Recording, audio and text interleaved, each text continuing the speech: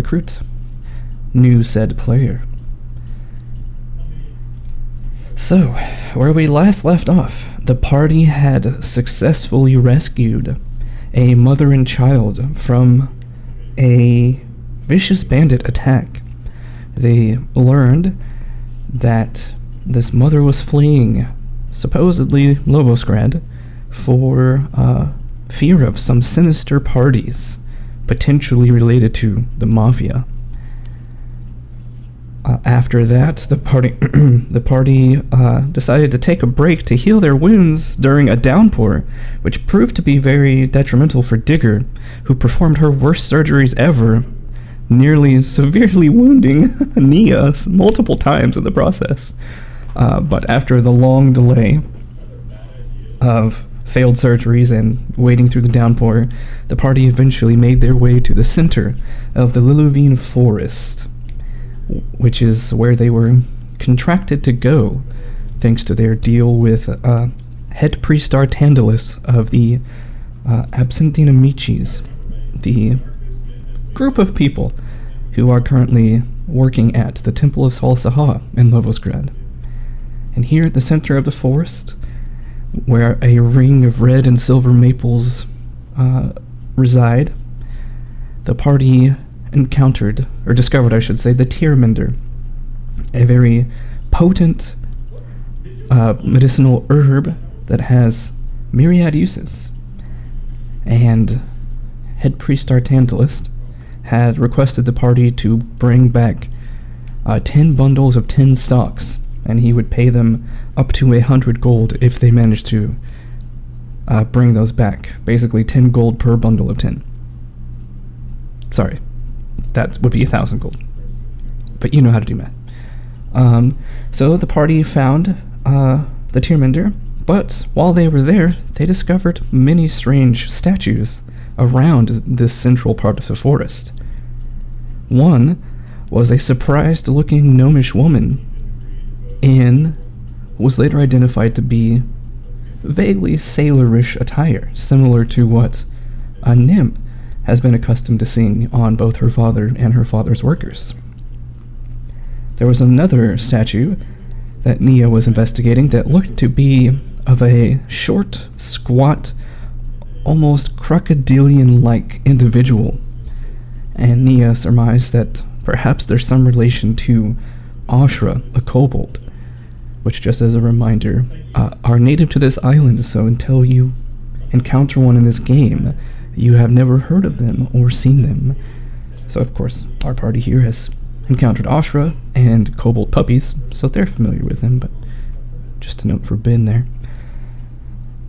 So while they were investigating these statues, there descended from these red and silver maples these strange, scaled, gaunt bird-like individuals that attacked them, and their beaks were hard and calcified at the very tip, and in fact, when their beaks struck our party, the party discovered, much to their horror, that their skin immediately started to calcify in response. So a drastic battle ensued, in which it was really a battle against time, as 3 of these birds, having come down from their nest, for some reason taking up nest here in the center of this forest, were defending their home. And unfortunately, 2 of our party members succumbed to a fate that no hippie would ever dream of being stoned, in a literal sense.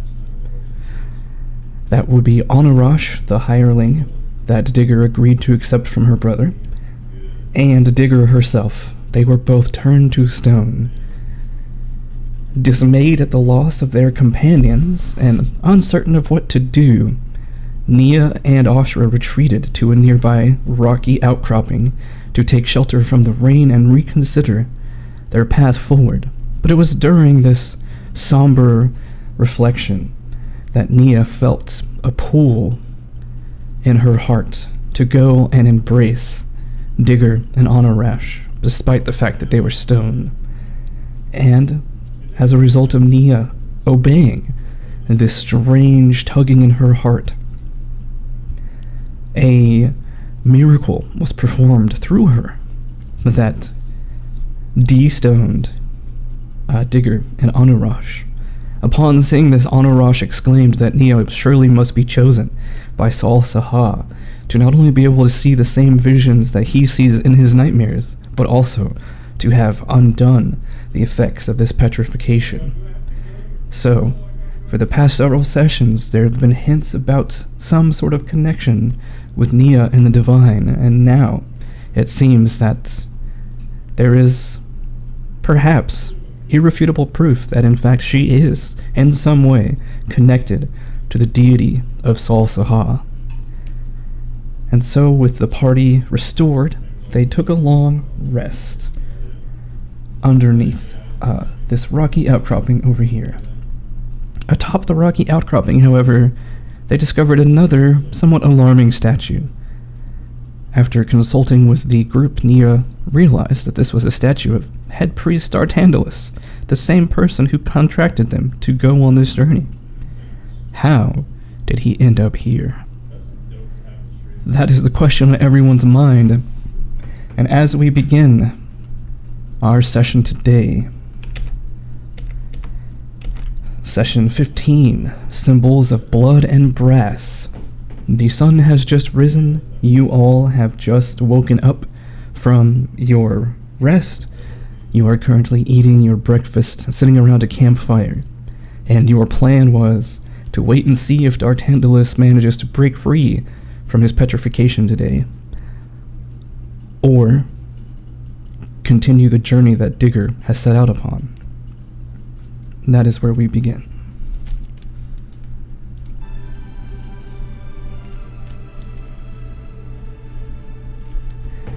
As you are waking up and getting ready for breakfast, you realize that Ashra's not there, but she's probably around somewhere. What are you all doing to start off your day? I will, while breakfast is cooking, pull out my deck and start doing a reading. Alright, go ahead and roll that for me. DC is 20 since you are not in a safe place. And as you are preparing breakfast, looking at the weather, yesterday was a terrible downpour that didn't let up until the evening. And as you are taking stock of the temperature today, it's a little chilly for the spring, in the mid-60s, and you look up at the you look up at the clouds and see that they're somewhat gray and swollen. It looks like there could be more rain today as well. Nia and Digger, what are you up to? Nia looks out of the tent at the rain, and then pulls on her heavy coat. You'll also see that underneath it she is wearing the order tabard, but you notice hers is a little bit old, and it's got some little holes in it. Interesting. And like what about, as if perhaps moths got into it. and just for our new player, this is what the tabard of the order looks like. I see. Digger, what are you up to? I'm basically just doing morning stretches that I don't usually do, just to loosen my joints after the petrification, and also checking basically my skin for any remaining scabs of like calcified stone. Yeah, you see that there are a couple of cuts along your shoulder and your arm where these bird-like creatures pecked you. And strangely enough, they aren't scabbed with skin, but they're scabbed with like a dusty, almost gravel coating. And I basically spend my morning trying to peel off as much as I can to clean my skin and regain my mobility. Nim, what would you like to ask the cards this morning? Mostly whether she should gear for navigation and utility or for firepower. So as she's flipping over her cards, a vision strikes her. She sees, from a perspective, she's not sure whose perspective, she sees someone rushing through the forest, panting heavily, tearing through branches and thickets with reckless abandon. She can feel various cuts forming around her face and her arms as this person is just tearing through the woods, unconcerned for their safety. There's a flash. She sees, or rather she feels herself hunkering down and trembling in fear, wishing for something to not be there. There's another flash, and she finds herself in a cage, made of what she can't tell. It's too dark. It's too obscured her vision, but she feels trapped. She feels alone, and most importantly, she feels like she is in great danger. And then the vision fades, and she finds the cards face up, the tower upright, a skull upside down. Okay. She will purse her lips, kind of solemnly shake her head, and then gather her cards up and put them back in the case. As she does so, she'll look around at Digger and Nia. She'll raise an eyebrow at Nia's tabard and say, "Doesn't get much use?"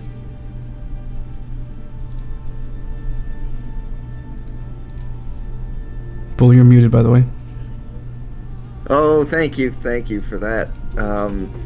Yeah, Nia looks down at it, and I've kept it in storage for a while. Didn't feel right to wear it. I see. We might need to get you a new one, maybe.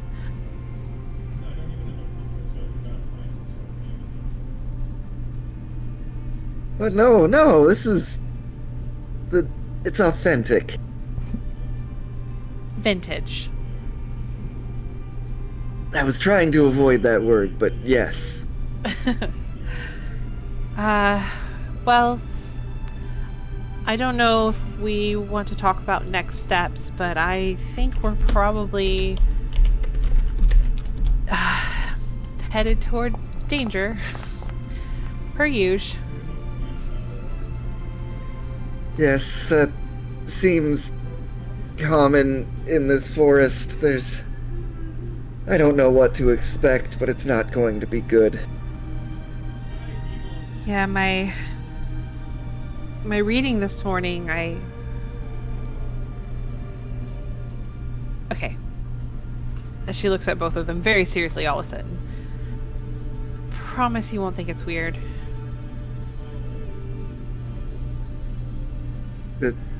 Of course, after what I've seen this last week, it's not gonna be weird.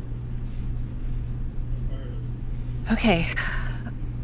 So while I was doing my reading, I saw something. Something, obviously, that wasn't actually there, but it was like I was running for my life through the forest and not even caring that I was being ripped apart by branches as I went.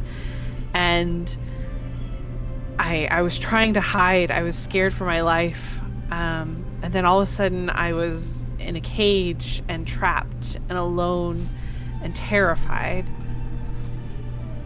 And as I come back, I find the tower and death, which typically means we're in for sudden change, which is often destructive or catastrophic.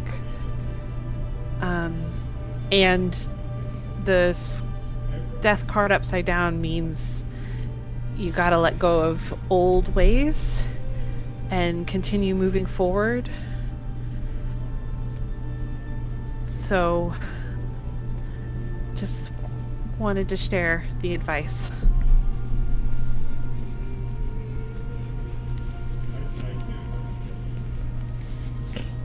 Nia listens to this seriously and nods. Okay, there's gonna be changes, but we move forward. We get through them. And we have to let go of old ways, old habits. There's got to be a relinquishing of maybe how we would always approach something.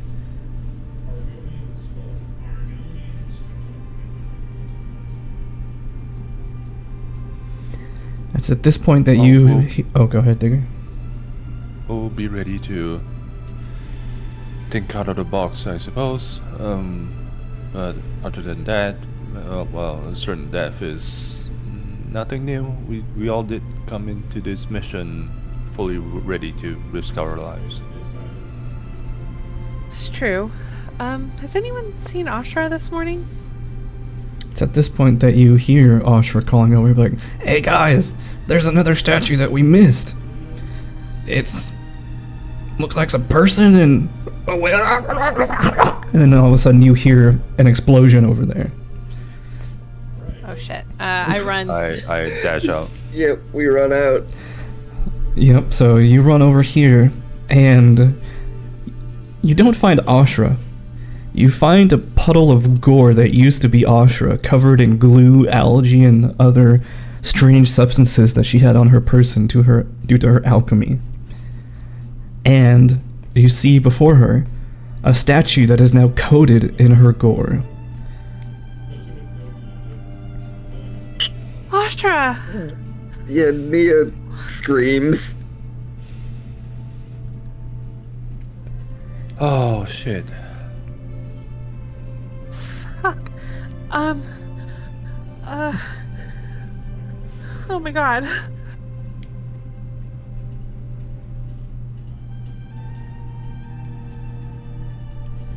I'm gonna huddle closer to Digger and Nia, kind of behind them a little bit, and definitely averting my gaze from the gore in front of me. What do we do? What the hell was that? Nia, it's at this point that you remember something Ashra told you last night.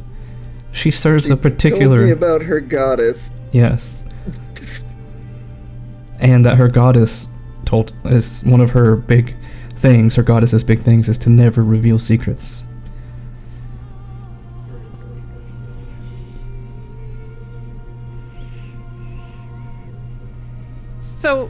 So we're saying this is divine retribution?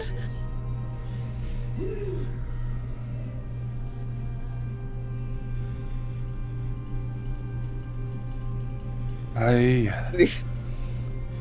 don't know, but this certainly seems like a much more direct intervention than that poor man who got shanked to death in the city.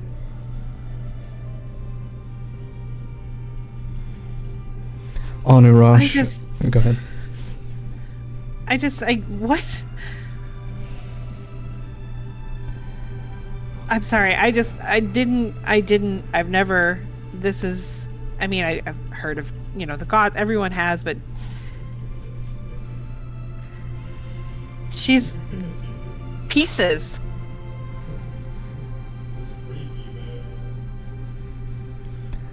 Anurash looks solemnly at this sight and clutches his prayer beads as he says, "Some of the gods in our world are much stricter than others.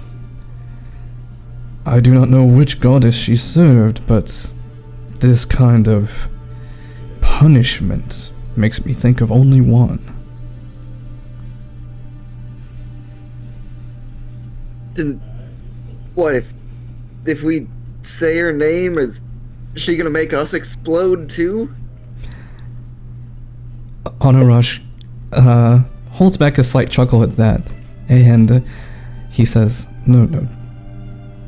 This kind of punishment only comes to those who count themselves among the faithful of this deity, and the severity of this punishment makes me think that your Ashra was more than just a passing follower, but more devoted. Much like me and the others at the Temple of Sal Saha, I would wager. Oh. All she did was tell me about her fate. This is wrong. Zmichka is not known for her leniency. Secrets are her currency, and she forbids her followers from ever sharing them.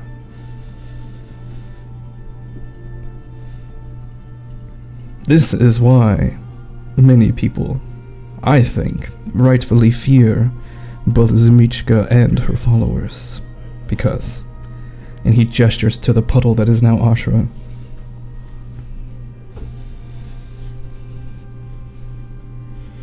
No kidding. I just... And, like, she's in total shock. Like, face is pale, pupils constricted. Like, she is in total shock right now. With a blank expression, like I'm still in shock, I move to the ground next to the puddle and start digging a makeshift grave with my crowbar. The ground is very muddy and wet from the downpour yesterday, so thankfully digging is easy, but it's more like shoveling slop than actually digging. But you take a few moments. How deep are you trying to dig this grave? Well, probably not that deep. I'm gonna end up like, shoveling what remains into the hole. So maybe about, I don't know, 3-4 feet into the ground. Alright, so this will take you a good 20 minutes or so of digging. Are you all still stunned and just kind of watching in disbelief for 20 minutes, or is there something you would like to do? No, Nia is gonna dig into her bag looking for any kind of cloth or tarp or anything, and I'm looking through what I have. The closest I have a green toga and a red scarf. Yes. And I am going to gather up what physical elements of Ashra I can find and collect them as respectfully as possible onto this bit of clothing. Yes, nothing less than your... make a burial shroud. Yes, nothing less than your festival attire, that toga and that shawl that you are using. So a very honorable showing for Ashra. It's one of the few fun things that we did together. Yes. So it's a good memory. You spend oh, go ahead. I say, while they're doing that, Nim is not much help. She is mostly quietly crying, with holding on to Cookie, probably more like a teddy bear, which a bird probably shouldn't be held as, but she's holding her onto her for dear life. And then as they probably get closer to wrapping up, she'll pull out her formula book, rip a page from the back, and start writing furiously all over it. And then we'll wait until they're done before saying anything else. Yes. So Nia takes a few moments to carefully scoop up the gore that was once Ashra, places it gently into the small sepulcher that Digger has made. As I help with the shifting of material, seeing how upset my two other companions are, I consider saying something, but then I hold it back. Instead, I swipe a piece of a possible like antler if it's not completely melted, so that I have evidence to show that Ashra has perished, because I can't bring her back into the city now. Correct. Yes, there is a small tip left of one of her antlers that you dig out from the pile. Do you I whisper clean it to off? Yeah. I just say, I'm sorry, Astra. You two also had the responsibility of trying to make it back alive, but...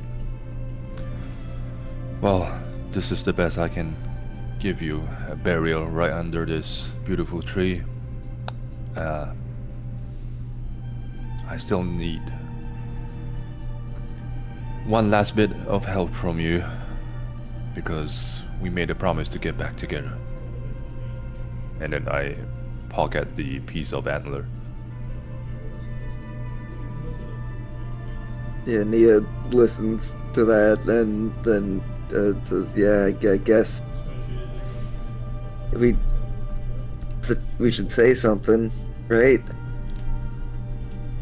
Nim's gonna step forward with the paper crumpled tightly in her hand, and she's going to get as close to the pit as she dares, and then she's gonna say to Ashra, "You were a really kind friend, where friends have always been scarce for me. You're so smart and talented when it came to finding the right herbs and ingredients and making really cool and useful things for us. You've kept us alive more times than I could count.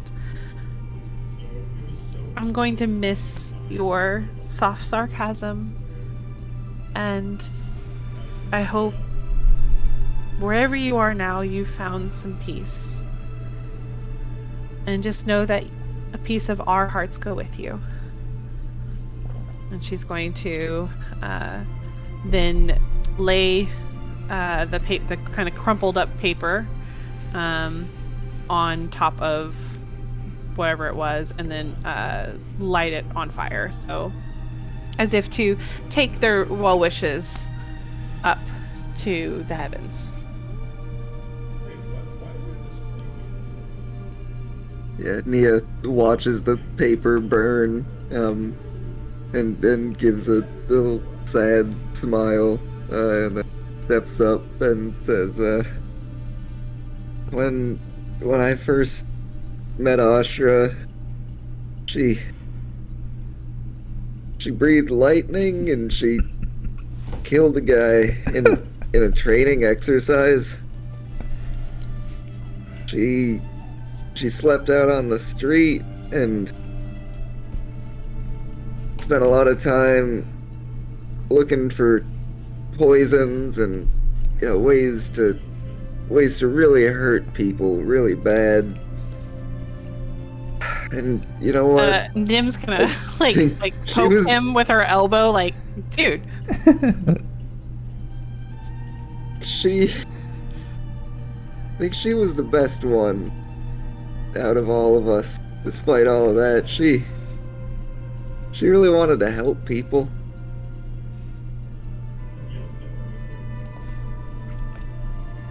Nim's like takes a deep breath and like, okay. Yep, I was. Yeah, that's all I've got. And Nia steps back and bows her head and stands in the rain. Just a quick point of order, it's not raining yet. It's not. Look, I Just said it. overcast. Never mind. Yeah, it looked like it. As I said, it looks like it will rain eventually. Okay. Nope, it's a terrible day for rain. Yep. And Digger, any last words or rights from you? I whip out the machete in my bag and I go to cut down one of the giant flower stalks, and I transplant it onto the fresh grave. So you all have a moment of silence after holding a eulogy for Ashra. And as you are finishing this moment of silence and taking the gray somber sky in with your gray mood, you begin to hear creaking and cracking from behind you.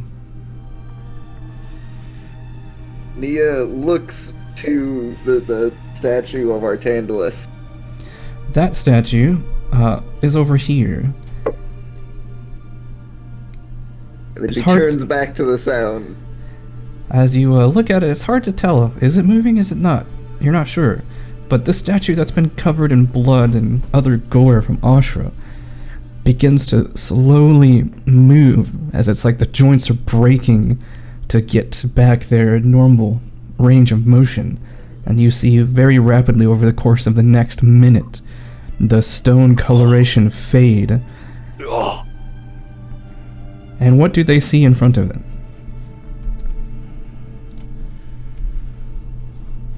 Ben, could you describe your character for us? They would see a blue-hued man with white hair as snow, dark armor, and a purple cloak. He would collapse upon the ground, coughing and sputtering.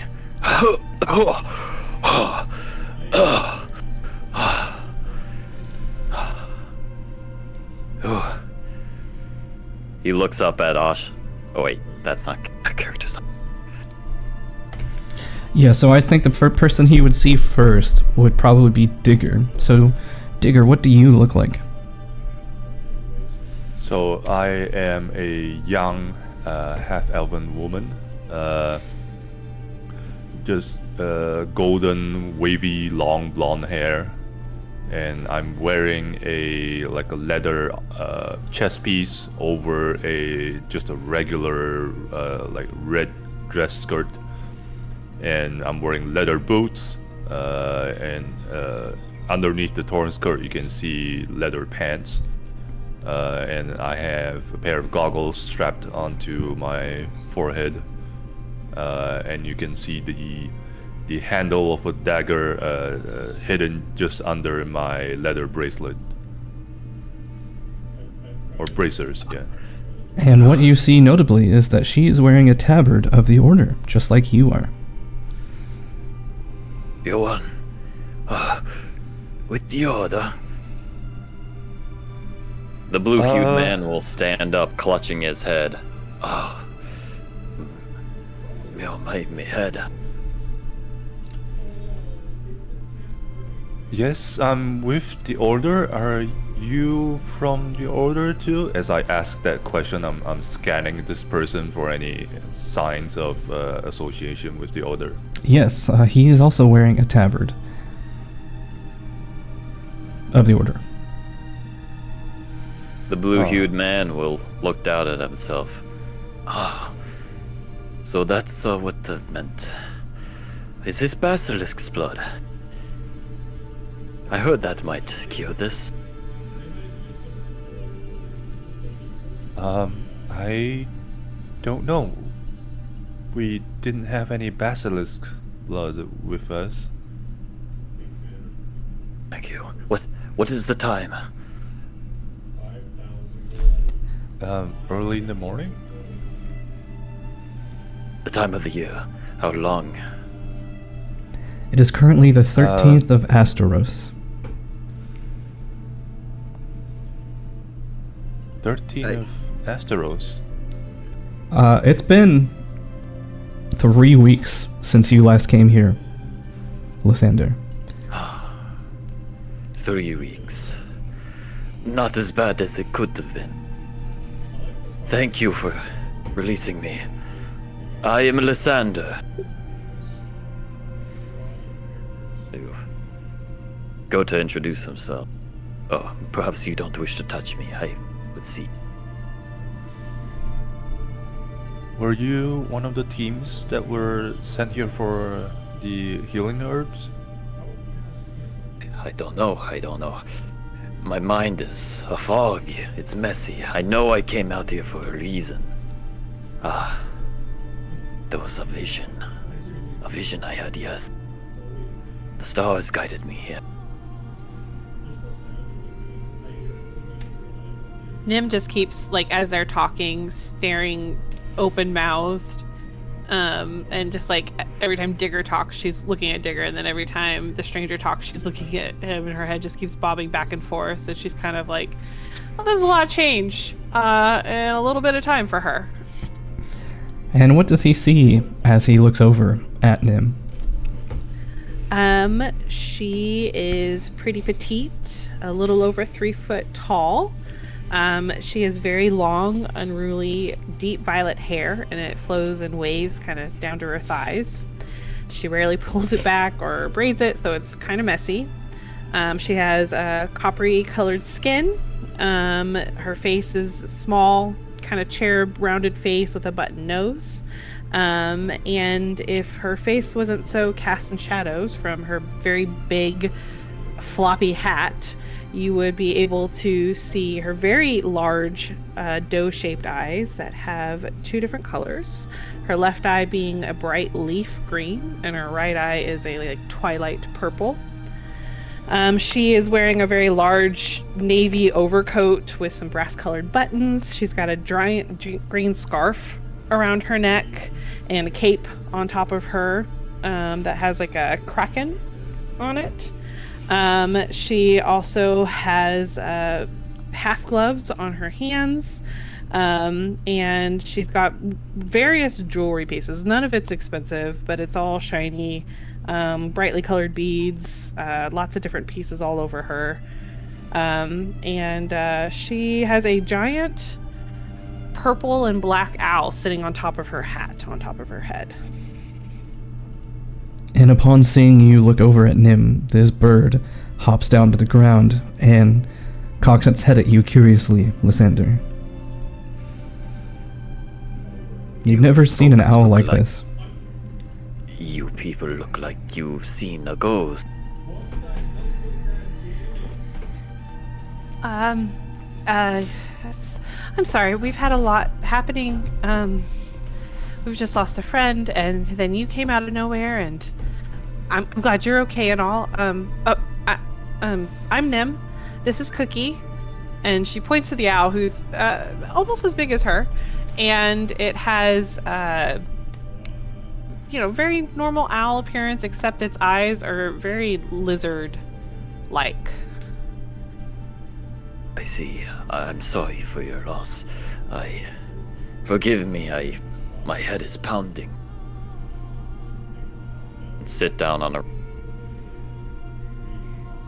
Oh, you cut out. You sit down on what? a rock or something. Sit down on anything. Yeah. Yeah. You also at this point begin to... Oh, sorry, you're going to say something, Nia? Yeah, Nia, watching with some visible discomfort at this gore-covered man. This is he's blue. Is that... Have I seen anything like this? Is this a thing I know about? Give me a society check if you would. It's possible, but given where Nia's from, probably unlikely. I'm trained in society.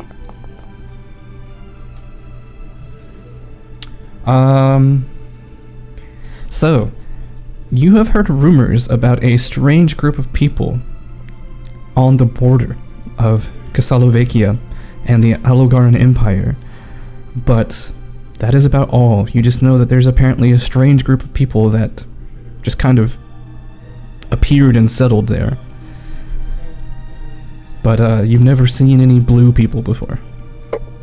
Okay, Nia is shaken by the day's events. After listening quietly to all of this, is just gonna look at him and then ask, "Why are you blue?" and you see. I guess I would do a physical description. Nia, a tall human woman, maybe late 20s, early 30s, wearing a heavy green coat in kind of maybe a military style.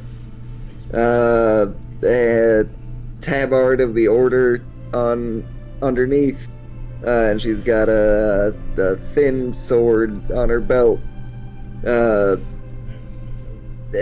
Short, very light blonde hair, like cut roughly and short, and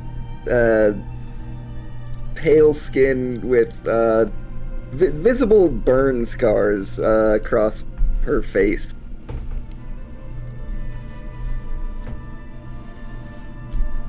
Lysander will look a little irked by the question, as though he's heard it 1,000 times. I am Samsarin. I come from, or my people come from very far away, but I was born in Czechoslovakia. Czechoslovakia? Yes. Sometimes we pronounce it differently. Nia clearly recognizes the nation and asks, so where? On the border with Alagora, near the town of Sarumpo. If you'd like to give me another society check, Nia, you can. I would gladly do that. I've given you some information on Nia's past. I don't know what might she know about this. All right. So you remember how I told you you've heard some rumors? Let's get specific. You heard. So again, these are all rumors. You don't know if they're true. They're just things you've heard. You heard that in the ancient past, there was a group of people who descended from the sky and took over an area of land on the border of Czechoslovakia and the Alogaran Empire. Those people were said to be very strange, almost ethereal, and there were many misdeeds, let's call them, attributed to these people. Some say that they possess people when they're dead. Others say that they are immortal, and whenever you kill them, they come back as like rampaging zombies, hell-bent on killing you in return. Others say that they're some sort of like demon spawn that are sent here to torture people. But then some of the nicer rumors have been that, oh, they're just a bunch of helpful, strange-looking people whose culture makes no sense to anyone else.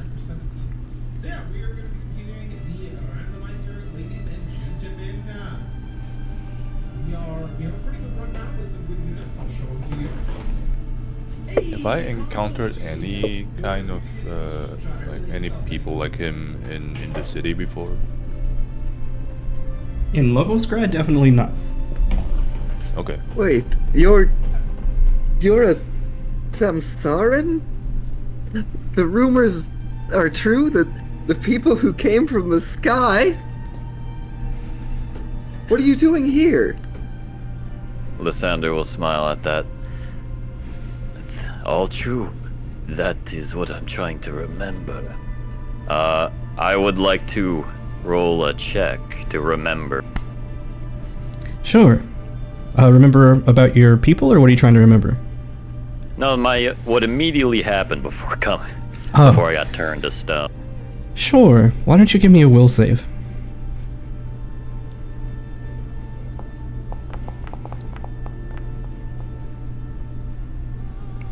Alright, the memories are pretty hazy, but you recall that you, as a scroll seeker yourself, you formed a scroll with Head Priest Artandalus of the Temple of Salsahal in Lovosgrad to collect Tyrminder due to a severe shortage that they were experiencing. At the time that you left, the problem was getting bad, but it wasn't awful. It was like, hey, this is bad now, and if we don't get supplies soon, this will be a huge problem. So you were sent to kind of gather the stuff and come back before it became a huge problem. But that was 3 weeks ago. Who knows what the city's like now in terms of their medical supply? Dear Minster, but then I got the vision, and I tried to prevent it from happening. I failed that as well.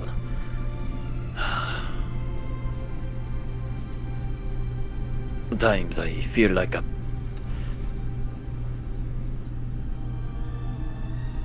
I think you cut out. Sometimes you feel like you're what? a puppet. Nim's gonna But- say, you see things? Yes. Yeah, I mean... Lysander will bite his tongue. He knows not to just tell people he sees things all the time. Nim, why don't you give me a perception check? Will do.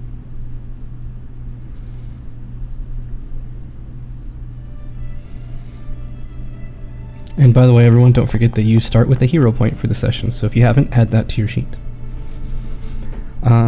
Yeah, so you can tell that Lysander looks like he's about to say something, but then holds himself back, and you, in particular, are very familiar with this sort of internal torment that he seems to be displaying, as you yourself have often been in a similar situation. She just nods and gives him some space, considering they've just met. Lysander will begin to stand wobbly. I think I am alright. I think I am alright. Tell me, At this point, you see a figure stepping towards you. He is a sort of pale green-skinned figure with tusks. He's wearing a simple priestly-looking robe that has golden trim around the sleeves and around the collar. And he has a very distinct set of prayer beads around his neck. His hair is kind of wispy and brown and pulled back.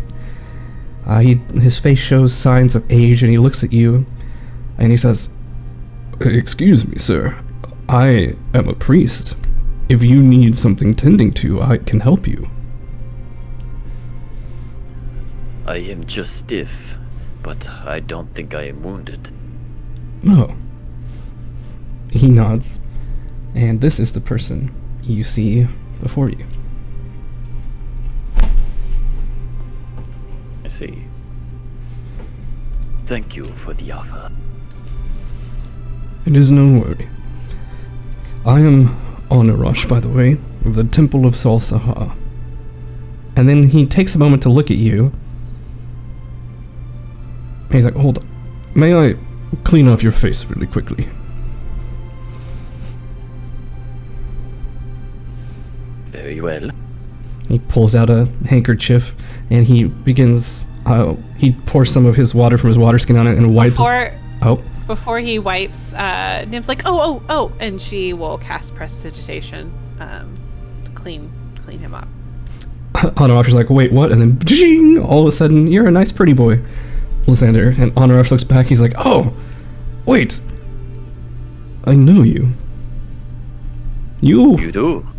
were contracted several weeks ago to take care of this issue." Yes, that's right. I was. And I had a party with me. I didn't know them well, but I wonder where they went. Oh, there's one of them. Looks over to a statue. Oh god. But the head priest Artandalus, was he with you? He was not. He was not. Then what the devil is he doing here? And we begin How to did he hear get here before us? more creaking and cracking from the general direction of the statue of head priest Artandalus. He's here? And Nia turns and points over to the rocky outcrop with the statue of Artandalus on top of it. I run back towards the head priestess statue. Yes, and Sam. oh, go ahead, Nia. Nia follows. And much like you saw with Lysander here, head priest Artandalus' statue begins to slowly creak, and it looks like his arms and limbs and his joints kind of get popped out of place to loosen up the petrification, and then over the course of a couple of minutes, the stone just like dust falls off of him, and he's like, "Oh, what in the world is going on here?" A Tandalus. He looks down. This is who you see, by the way. You see a dwarven man with a bulbous nose and puffy cheeks, short spiky hair. He looks like he has a baby face. And he says, "Oh, Lysander. Wait, you never came back. What are you doing standing here? We've been waiting on you for weeks." Evidently, I was turned to stone. Oh. He looks at himself and sees the pile of like gravelly dust underneath him. He's like, "Well, apparently I was too." I see that. What day is it? The 13th, 13th of what month? right? I already forget. 13th of Asteros. You should see in the simple calendar, by the way. Yeah, the simple calendar. Yep. And he's like, "The 13th of Asteros? Oh, no. That means we've missed the Rite of Winding Lost and the Wanderlost Eve Festival. That's just terrible."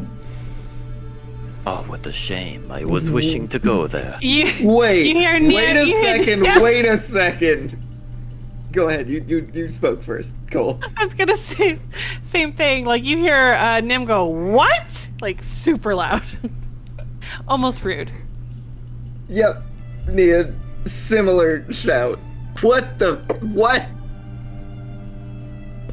We talked to you days ago. No, I never met you. You led me through some spiritual shit, D'Artagnan. Wait, did you say you never met us? I've never met any. Well, I mean, of course I know you, your ladyship, but... Of course I know Anuraj, but, Well, we talked a few days ago in your temple. You sent us here. I could not have done any such thing. I've been apparently standing here as a stone statue. Oh no. Nim just sits on her butt. This What even is more. happening here? D'Artagnan says, "Oh, I don't know. I'd like someone to explain, because it seems like you're having some revelation that I don't know about." Well, if you're the real D'Artandalus, the one we spoke to is an imposter. Wait, you're telling me someone's trying to impersonate me in my own temple? That or Apparently. you're trying to impersonate you here in the forest. He looks very confused by that for a second. He's like, "I know, I suppose it would be pretty easy to impersonate myself. I think I'm pretty good at it." Darthandalus, why did you come out here? Because we sent you out here and you never came back, and we were in urgent need of getting Tyrminder. I'm sorry. I failed you. It's no worry at all. Apparently something out here is turning everyone to stone. Explains why it was never delivered and no one ever came back.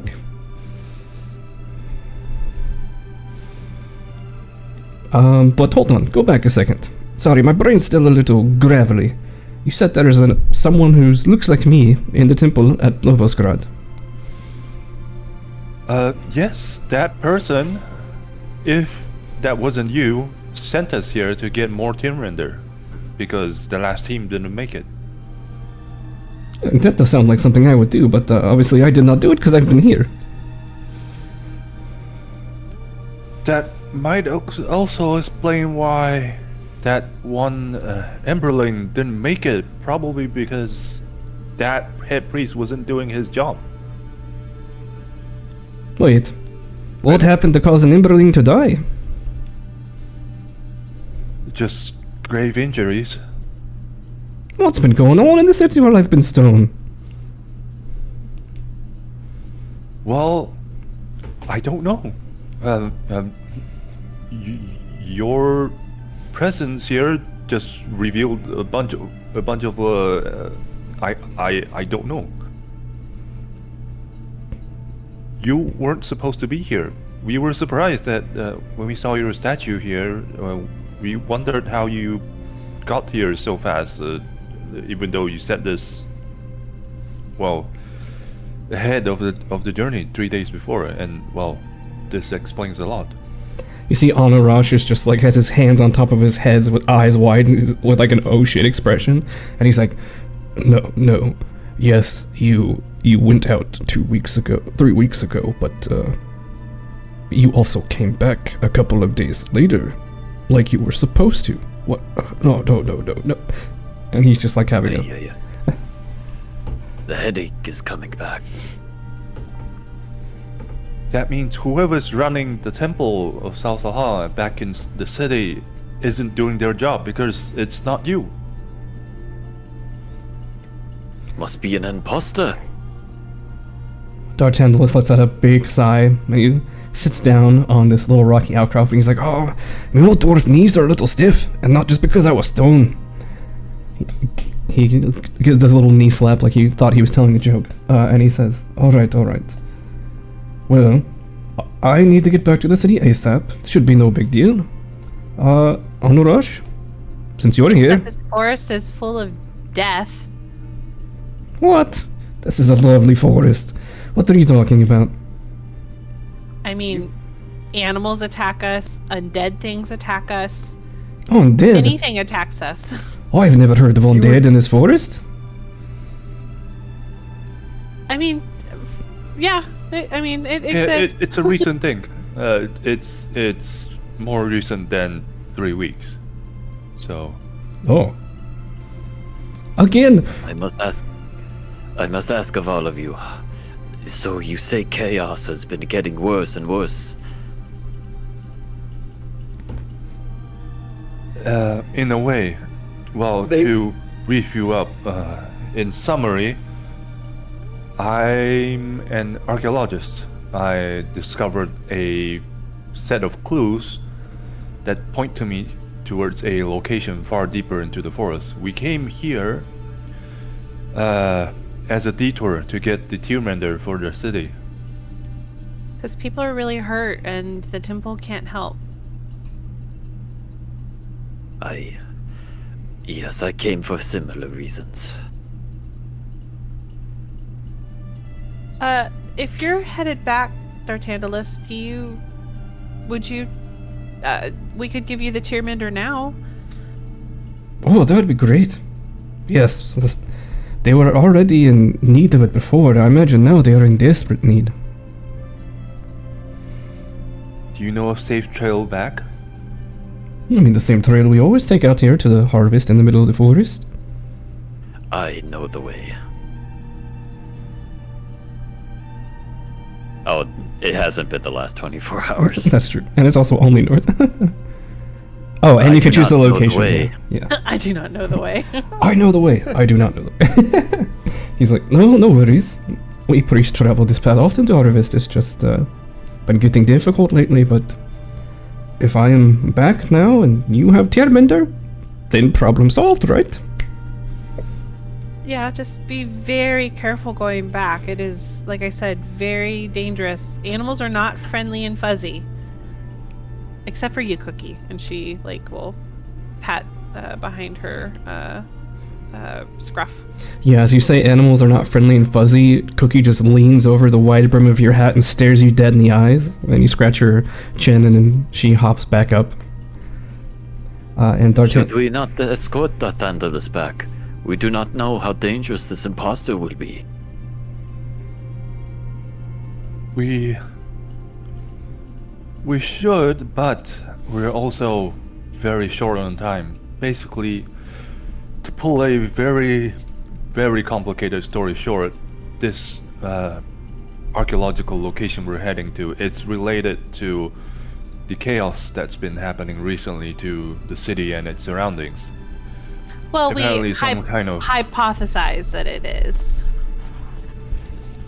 Well, yes, and basically some kind of forest guardian has been running amok. But we're not allowed to face the forest guardian. We've been told we can't. I see. And this It's all site lined we're up. heading to is supposed to give us more clues. This all lines up grimly from my angle. I must go with you. I apologize, Darthandalus. No, no worries. You're part of the order after all. Honorash, are you heading back with me? And Honorash looks deeply conflicted.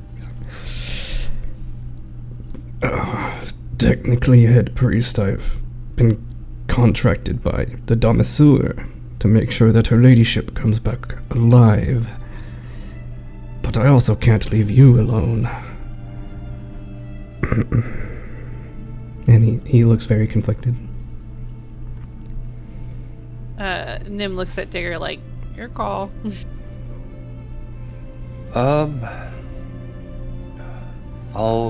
And then I start taking out my parchment and seal and wax and like start writing instructions for the city. What are the city guards called again? The chorus guard. Forest Guard. Yeah, for the chorus guard to basically escort him to my brother first, and provide information that this is the real Darthandalus. And to inform him that there is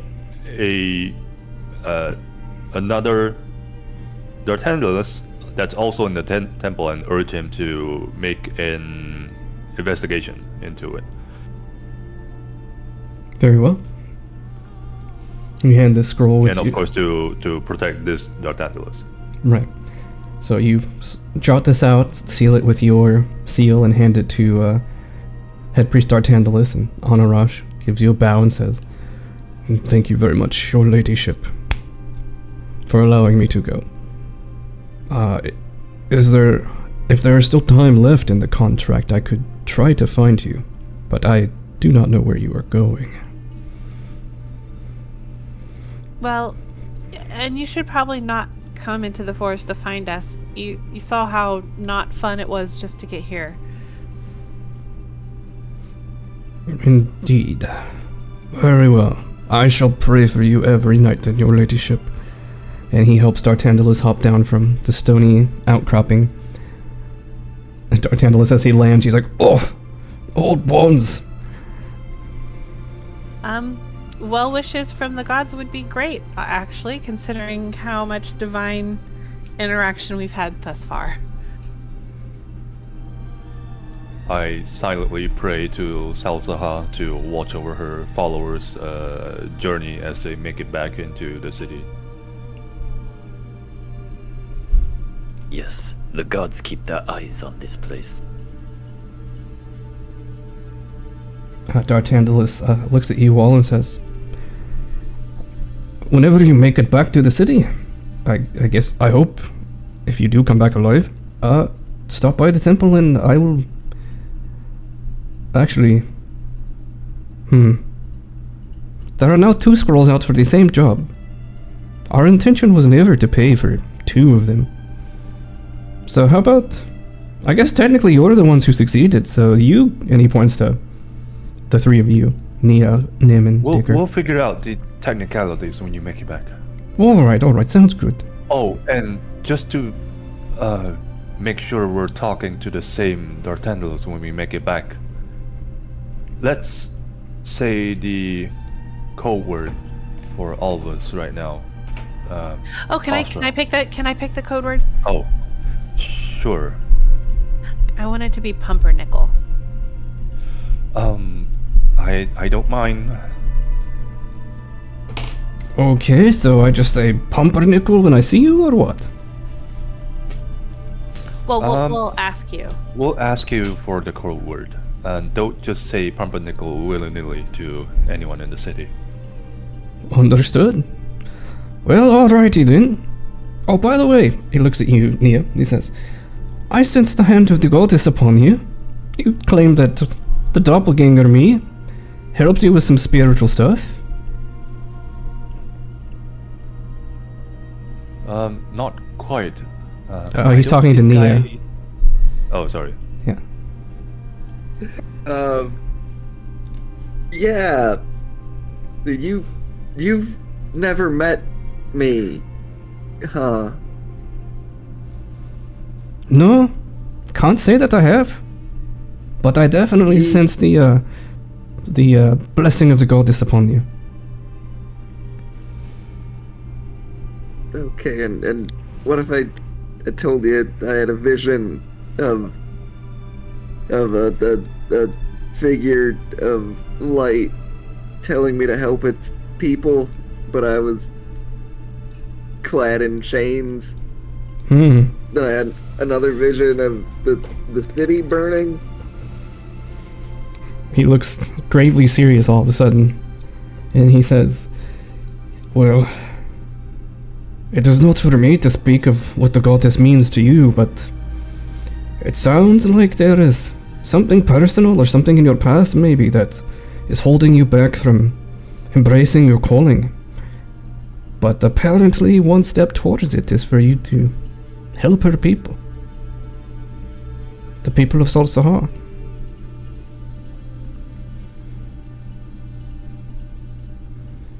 Well, maybe I'm doing that. Yeah, just keep an eye out, and with a good heart and a sharp mind about you, I'm sure you'll spot the opportunities. After all, the Pale Lady of the Light is a very patient one. But, just a bit of advice. The patient ones are the ones that you never want to piss off, so just keep that in mind.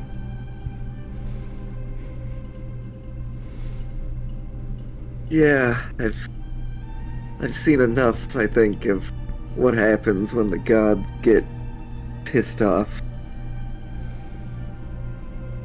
Oh, really? Has more stuff been happening in the city while I was, taking a stone nap?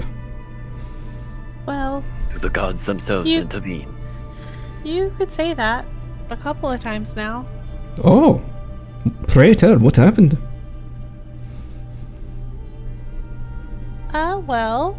In the town specifically, Nia, you want to take that one?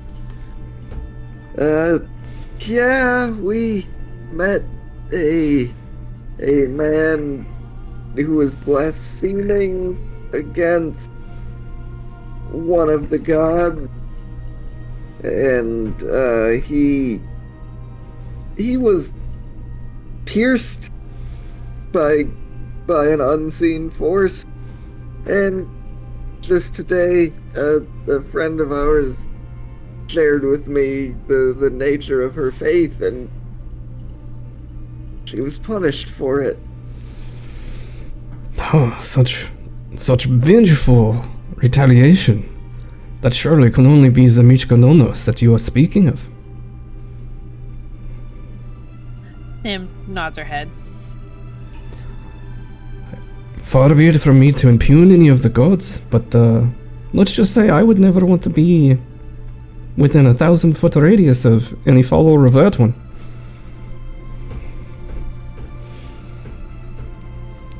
Your loss. I would have to agree.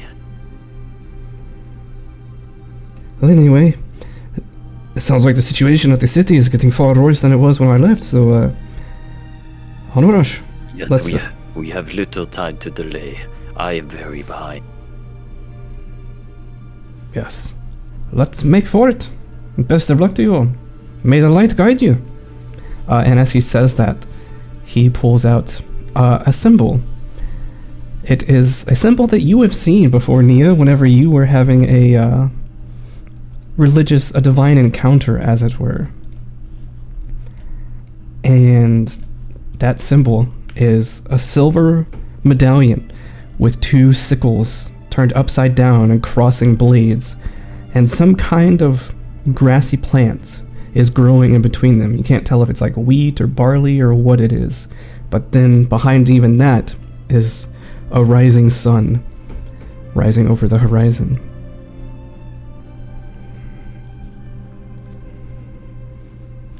Nia sees this. She reaches around her neck and pulls out from under her tabard. She has a similar symbol, but carved out of wood, and so the fine details of the grass and the sunburst are mostly worn away. Head Priest D'Artandalus gives you a approving nod, and the two of them begin heading off, leaving the center of the forest, presumably to return to Lovosgrad.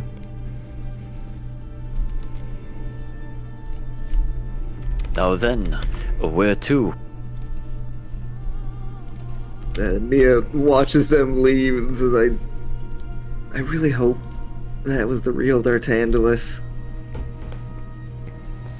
Wait, did we give them the the Tyrmander? You did. Oh, okay. Does anyone think it more than coincidence that we've had so much interactions with the gods and apparently everyone gets struck with visions nowadays? I find it no coincidence. If you are all seeing visions, then this is precedent for something very, very bad. It means that the influence of the gods are permeating everything around us. It's driving into our consciousness, our dreams.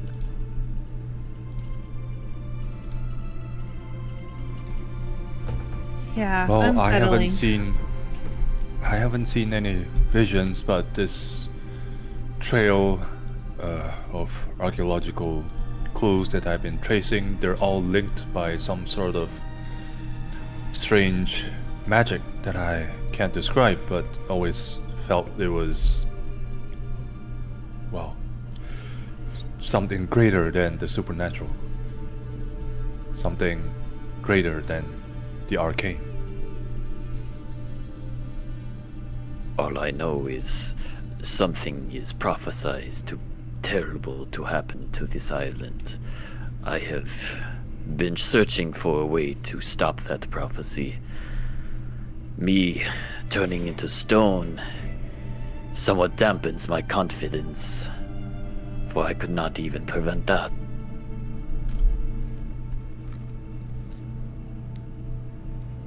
I mean, things are certainly out of what we would call maybe the natural order right now. So we should pick our chins up off the floor and we'll make it right, and we'll follow Digger's clues. Your supplies that you brought here probably would have perished during the 3 weeks. It likely would not have stayed petrified with you. Would they have? Lysander checks his back. He has no backpack, no rations. You are correct. Here you go, and I hand him the bag that belonged to Astra. All right. Thank you. You now have 7 rations And a bag. and a backpack. Yeah, if you don't mind And what? a bloody With and the with the basic stuff. yeah. He thinks Yeah, it's probably- Basilisk's blood. Oh, he has.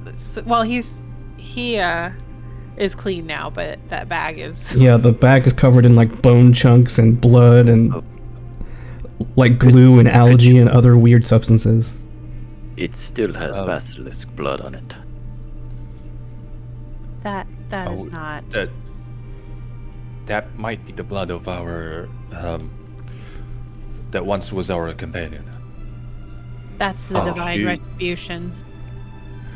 She Oh. was a kobold.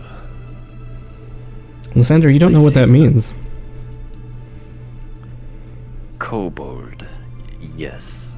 He nods respectfully even though he doesn't know what that means.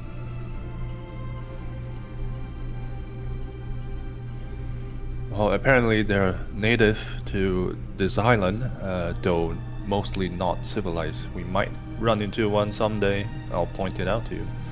But for now, yeah, I'm sure she won't mind us making use of the supplies she brought. She was very Understood. practical. And an So alchemist you- too, so you'll probably have some spare potions for yourself. So you look in the bag, all of the potions seem to have exploded all over both Ashra and the inside of that bag. There's just shards of glass Oh, all around the bottom no. of it. It Oh, will never make mind. do.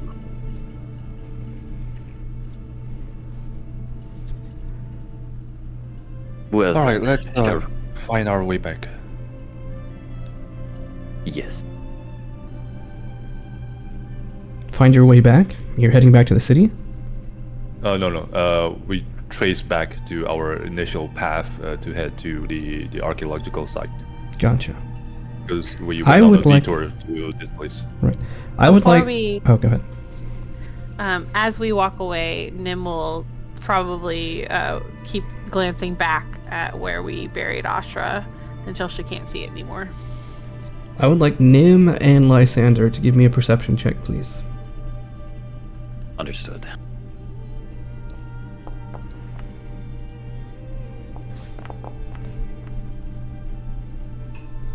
All right.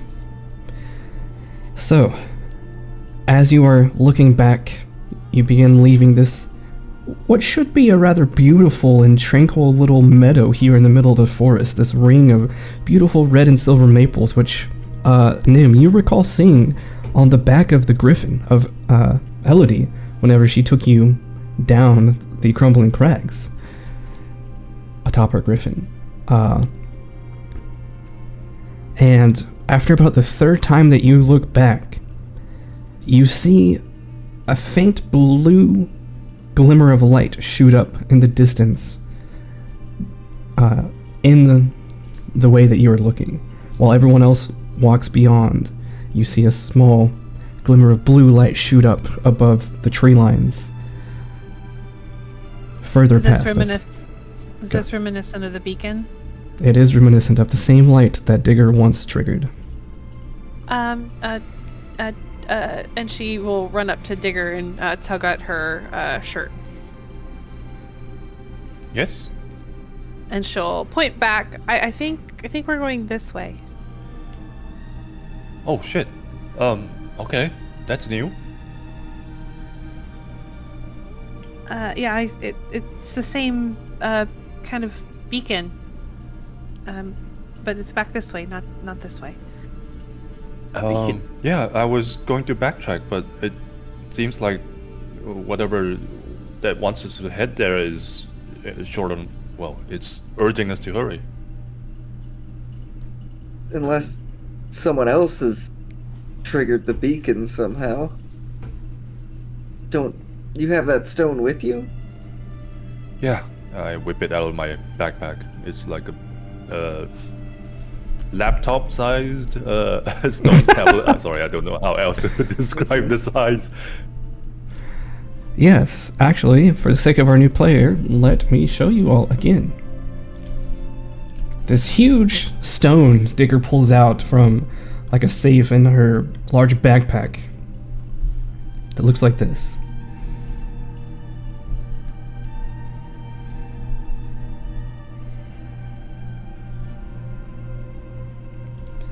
Lysander, how do you react to seeing such an unusual stone?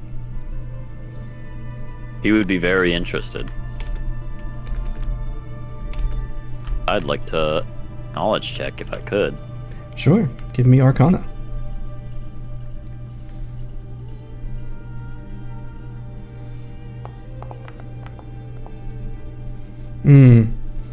Unfortunately, all you get is that there's some sort of latent magical energy or function to the stone, but the rest of its purpose or design remains a mystery to you. Very interesting stone.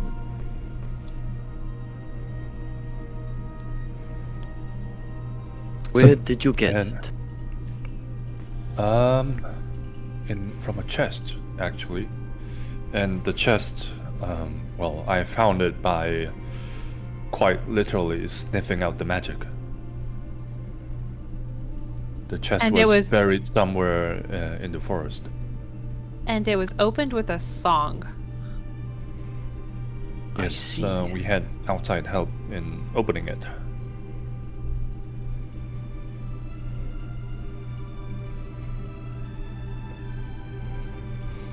So, Digger, as you have the stone in front of you again, what is it that you try to do with it? It's daytime. Probably not the same thing as before. I try to point it towards the direction of the beacon. Did the stone visibly react when it made the light at that spot the first time? Yes, whenever Digger first activated the stone, it shot a beam of light into the moon that bounced off the moon, and it revealed the location that you've been tracking. Or at least that's what it looked like. It hasn't done that as we've seen today. Correct. As you pull out the beacon, it does not seem to be reacting or lighting up in any way. Well, seems like something else is making that light over there. Could it be this isn't the only stone? I don't know. There's no... the language doesn't indicate so. Well, maybe there's someone else looking for the same place. I've got a bad feeling. I think we should hurry. Let's go. All right. So, you all begin marching towards that beacon that Nim pointed out to you? Yes. Okay. So, real quick, what's the marching order, and who is doing what, exploration-wise? I'll be maintaining direction. All right. So give me a survival check, please.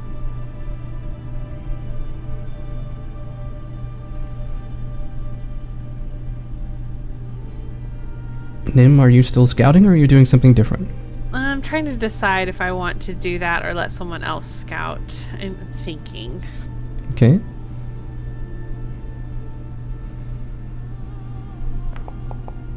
Yeah, out of character. If there's a thing you've got your name is good at, because Nia is not really good at any exploration activities outside of sneaking, and that doesn't seem high value here. Okay. I could do scout, but I could also do detect magic since we're heading towards a magical light.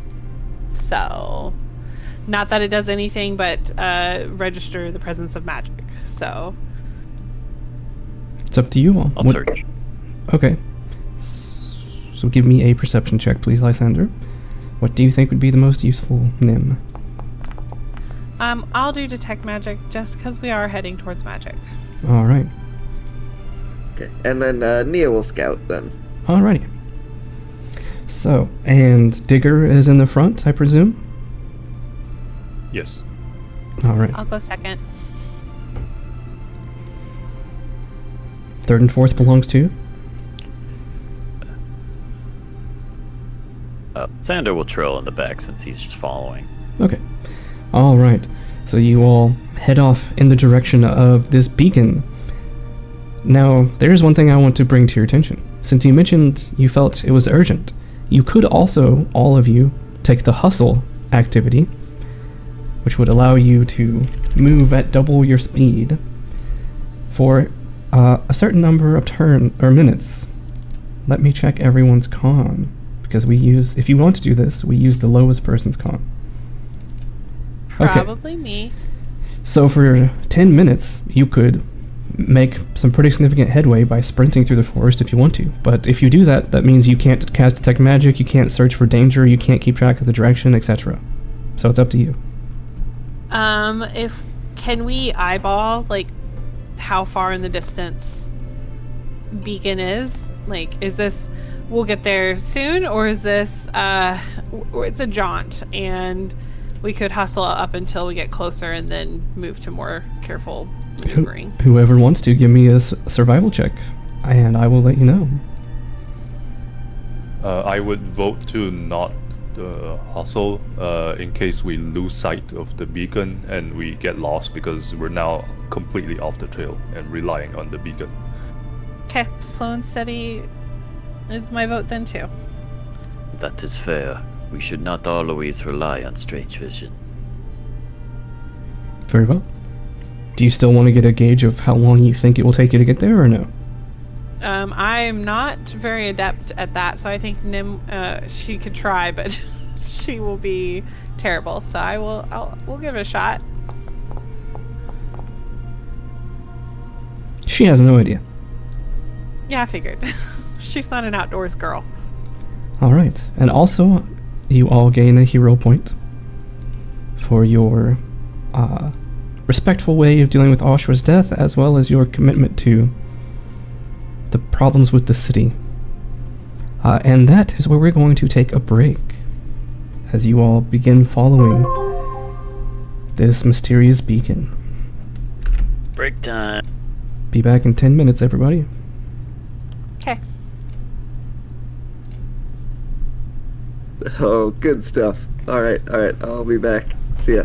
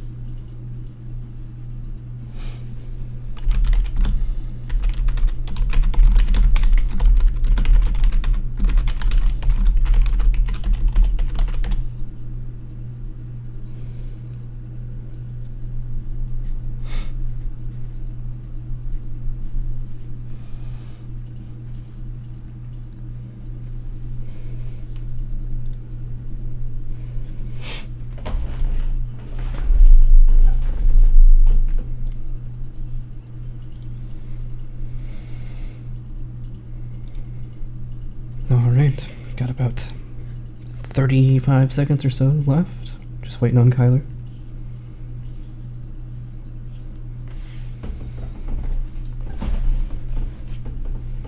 I'm here. Oh, Kyler's here. All right. Are we ready to begin then? I'm ready. Ready? Alrighty.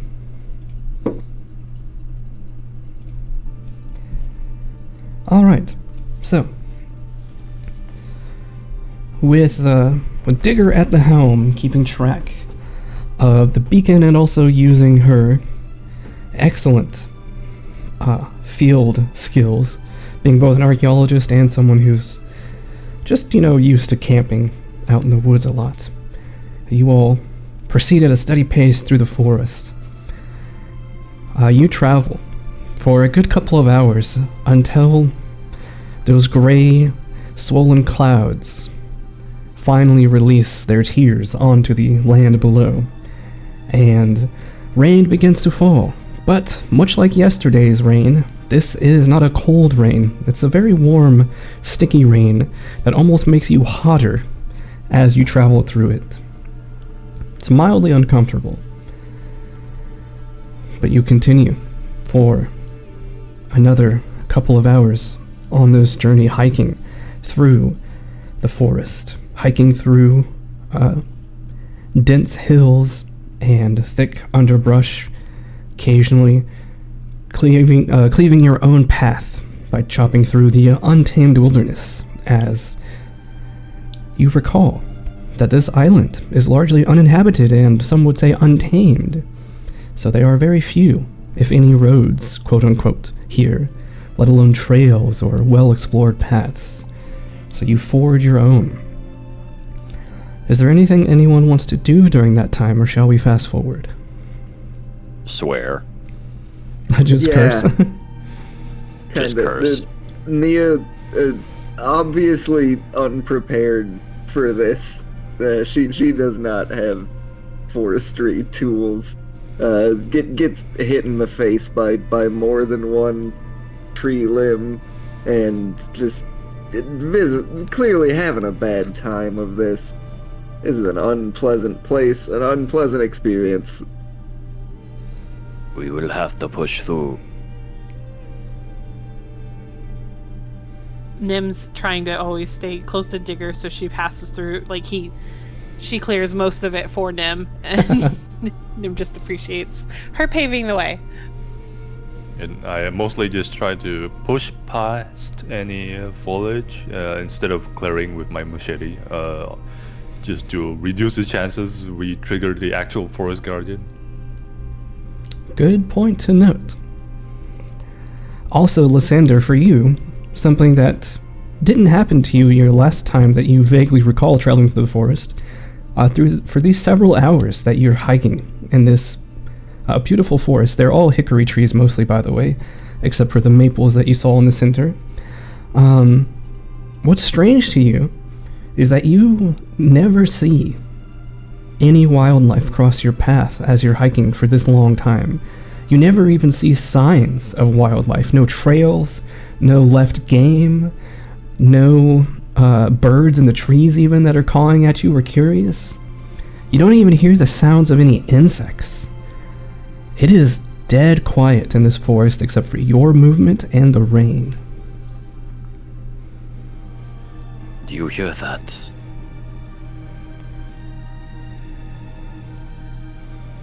It Hear is what? a bad omen.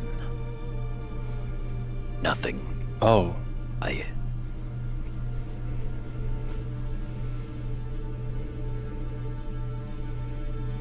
I mean, this forest has been not acting normal for a long time. Hey, by the way, Lysander, did you ever run into a very giant creature at any point in your travels that you can remember? Rex brain. Very giant creature is a vague description. There are some large creatures in this forest, large animals, so you definitely came across some large animals, but... More like a humanoid creature, very giant, tall. Now that, I'm afraid not. yes. Oh, never mind. No, I was gonna say, now that she says that, you're like, oh yes, nothing of that sort. Large animals, sure, but Oh. large humans, no. Wait, I got something. No, I have nothing. Oh. Okay. Well, keep an eye out. Indeed. And after about your third hour of travel, the beacon that you've been following mysteriously extinguishes.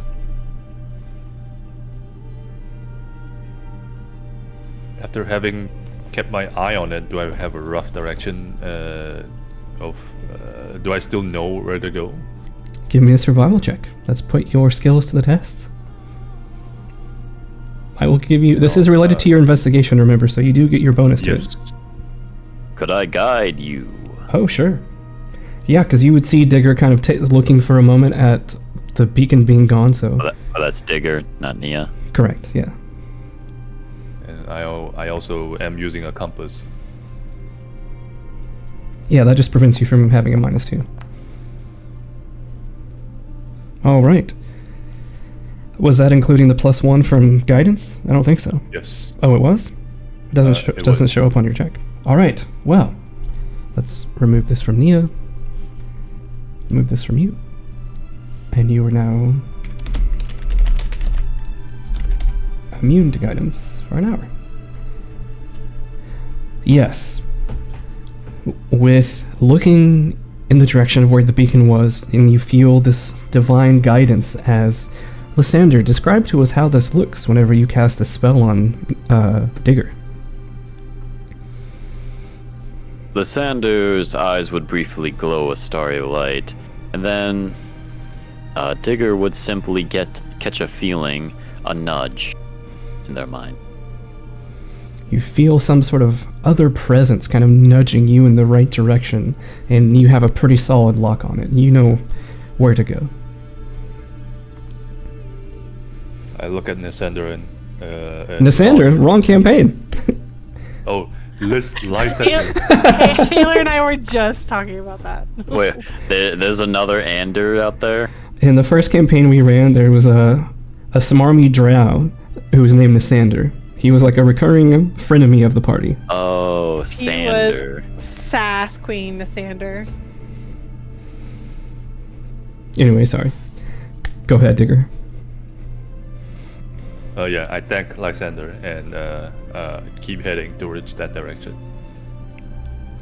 As you continue traveling for another 10 minutes or so, you push through what seems like strangely denser woods. You're trying to push through, Digger, without cutting anything, but they're just so dense that you're, with the amount of effort you're currently exerting, not able to make it through the thick brush.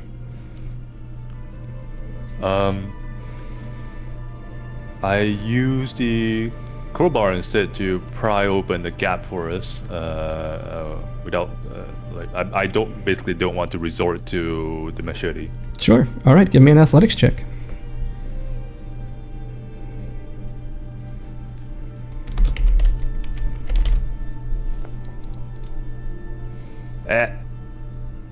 I'm gonna try a hero point. All right. If I may aid you.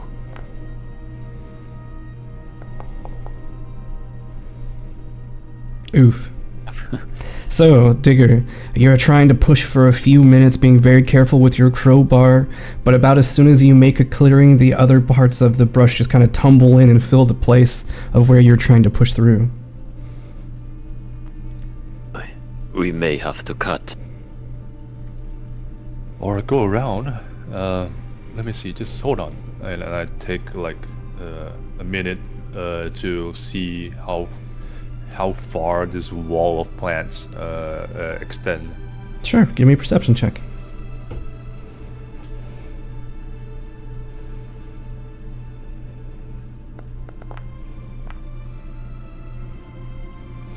All right. So you walk around a little while, gauging this wall of bramble, this thick mass of vines and brush and undergrowth and bushes, and you realize it's about a 10-minute arc you could do to loop around this and get on the other side. 10-minute hike. Let's go around the other way. I'd rather not damage the forest too much, as we know there is a forest guardian prowling about. Understood. I will follow your lead. Yep.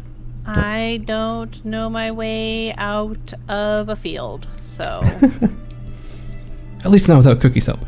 So you all take the 10-minute hike around doing a wide arc, and so you get on the other side of this bramble fence, as it were, and you continue walking. What you see ahead of you is quite frankly astonishing, even to you, Lysander, with your, shall we say, strange experiences. What you see about a mile ahead of you, you gauge, is a cliff, but almost as if growing out of the cliff is a 12-foot tall, humanoid-looking skull whose mouth is agape, and it almost looks like it's currently crunching on a boulder. You see that there are only a smattering of trees between you and this cliff, and there are two large hills to the right and left of you, also about a mile ahead of you. There also are these viney plants growing around the trees in the distance. Did you say a 12-foot tall skull? I did. That's like gargantuan, if Int- I'm picturing it correctly. Indeed. And you said it's holding a boulder in its mouth almost? It looks like it, like yeah. that? It almost looks like the skull is growing out of the cliff face, and perhaps it's just the way the rock formations have kind of covered over time, but it does kind of funnily look like this thing is chewing on a boulder gobstopper. A giant.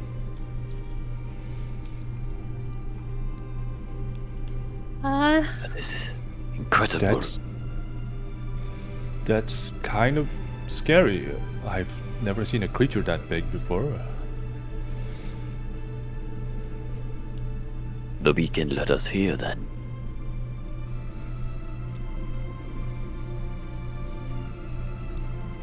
I don't know Well, about I'm you, but gonna- that screams danger, and we should probably be aware that having hills on both sides, approaching it, could be. You just remember bandits, so just. Understood. If it wakes up, we run away.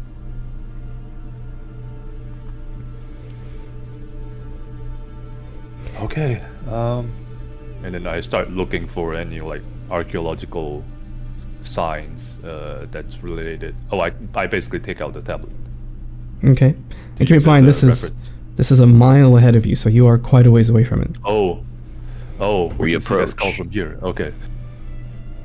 Okay, so you all get closer? Is that what you're saying?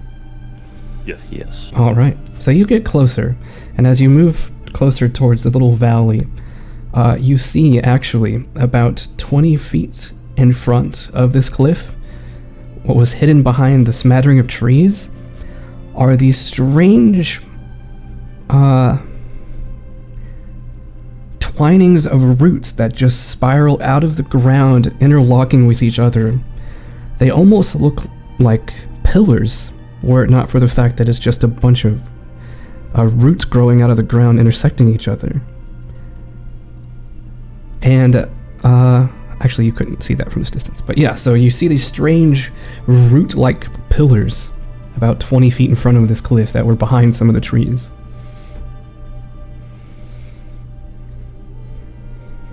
Okay, and so that is different from the vines we've seen around it, or was that similar? No, so the viney plants around the trees, those are just like plants that are very viney. These are like roots that seem to be just coming out of the ground, twisting into and around each other, forming these pillar-like structures. And they're so pillars like several feet around type of pillars. Yes. As you get closer and kind of gauge their height, they're about 20 feet tall, these pillars. Jeez, okay, 20 feet tall, and several feet around. And at this distance, now that you're that much closer, the skull is terrifying. It takes up almost your entire frontal vision looking ahead of you. And you are at its chin right now looking up. Even just looking to its bottom row of teeth would take like two of you stacked on top of each other to reach. And as we get closer, does it appear to be like bone or more like rock structure? You mean the skull? Mm-hmm. The skull? Whoever would like to. Give me a survival or nature check, your choice. Terrible at both, but let's go ahead for it.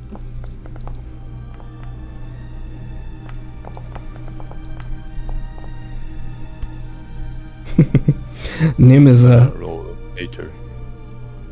okay. Nim is too gobsmacked by this giant thing to really process what it's made out of. Lysander, as you're looking at it,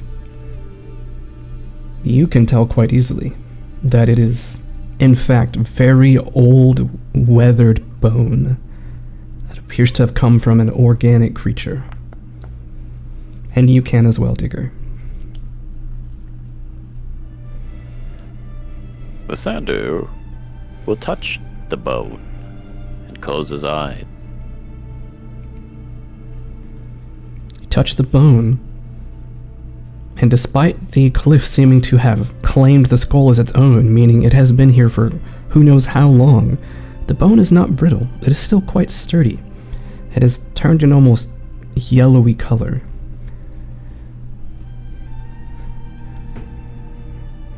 I have Just a imagine. lore skill of academia archaeology.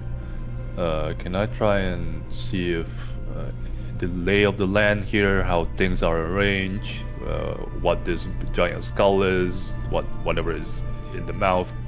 Is there any mention of such a structure in any records or any like archaeological sites I've seen? I don't think you need to roll for this. This has not come up in any books or any trips that you have done before. This is your first time seeing it. And as you know, people don't typically go exploring in these forests, especially as of the past couple of months because of how dangerous it has been. I take out the tablet. You take out the tablet.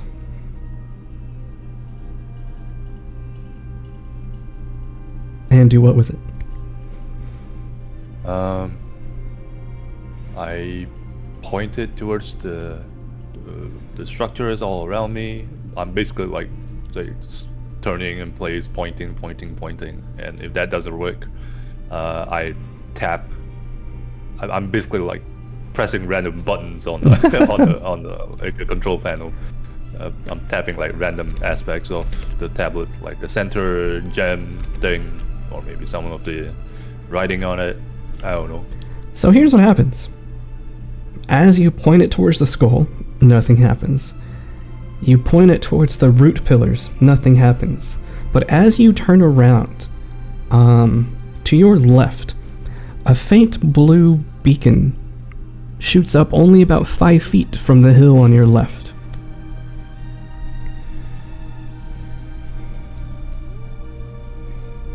Oh, And I think I that is see our something. answer.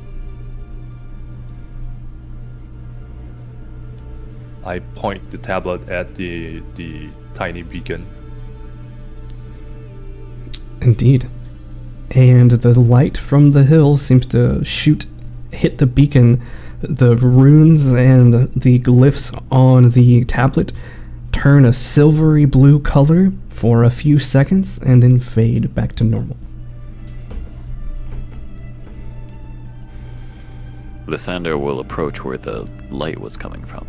Alright, so you go over, you climb up this hill, and what you see is marvelous. It looks like it should be a hickory tree, but its leaves are a starlight blue color, and it emanates this faint glow perpetually.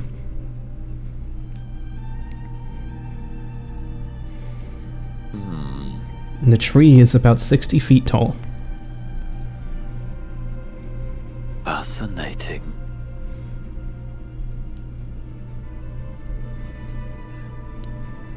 Would my lore astrology skill proc here? It might. Go ahead and roll it. You said the leaves shimmer slightly? Yes, and they are a starlight blue color. Starlight blue. And what color is the regular tree trunk color, or like bark color, or is it a different color too? If you also go up there to look, you would see that it is a silvery tree bark. Okay. Alright, so Lysander, seeing how this tree seemed to react to that tablet, you get a sense that whatever this tablet is definitely related to the stars. It seems to be some sort of magical device that, for lack of a better word, triangulates star positions to point to designated areas. But what those areas are, or why the lights point to those specific places, you are unsure of. But it also tells you that if you want to trigger this tablet to get a more precise beacon or even a stronger beacon, you would need to do it under the moonlight.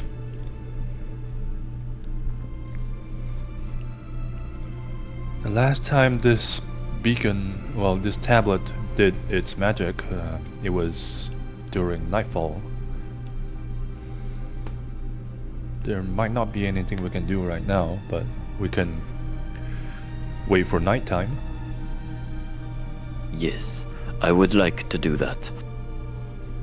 Other than the normal stuff, am I picking up anything magical about this tree and surrounding area? So detect magic is 30 feet, right? Mm-hmm. Yes, so the tree is definitely radiating magic. So are you saying you're trailing around this whole field with detect magic? Yeah, she'd probably walk around the tree and just, and the skull area and just be like, what's weird about this place? Everything's weird. There does appear to be a faint register of magic among the pillars, but you almost miss it on your first pass. It's not until you get to the second pillar that you actually notice it. You missed it on the first one. You pick it up on the second one, and as you're looking at the hilltops, you see that there's another on the hill to your right. From this current perspective, there's another one of these weird root growths bursting out of the ground, entangling themselves in this 20-foot tall pillar-like formation. Just one pillar or several again? Just one. Just one on the hill and then the two here at the base of the cliff. So we have one sparkly tree, one giant pillar on the opposite hill, and then how many pillars or so in front of the skull? Just two. Just two, okay. They are equidistant from each other. On the ones in front of the cliff face, I mean. Is it on either side of the skull? Yes. Okay.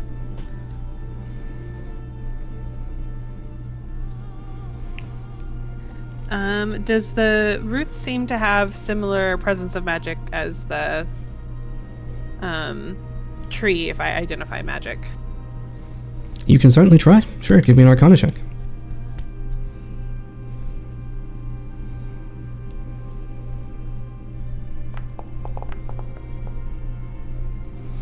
Ooh. You look at the pillars, then you go over to the tree to try to study the threads of magic, but you're too uncertain about the very faint trace you detect in the pillars to make it out. Okay, I'll turn to the group after doing my wandering and say, obviously this has some latent magic within this tree, but so do the roots. The two there on opposite sides of the giant skull, but on the opposite hill over there, there's also another root-like structure, a pillar, and I can't tell if it's roots from this tree, maybe, but they also have the faintest trace of magic.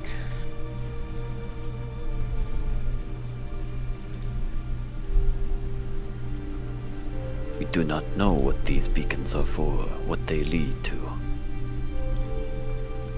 Do we still wish to delay, wait here, or are we still in a hurry to get to those ruins?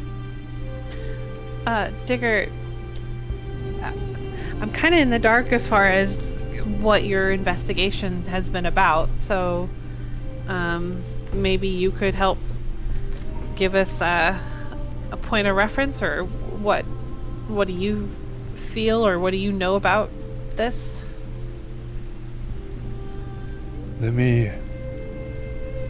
Well, all of this is new to me. I've never learned about any of this information anywhere, even in my dig sites or even my studies. Not even from the elves that I grew up with. But let me try something. There's been a scent that's been guiding me through all these clues for, well, the past few months. I put down the stone tablet and basically, and even put down my bag next to it, and close my eyes and tilt my face towards the sky.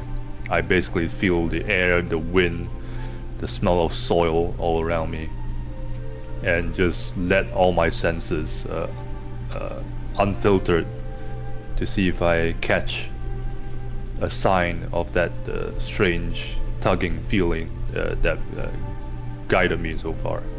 Sure. Please give me an Arcana check. And this is your investigation, so you get your bonus.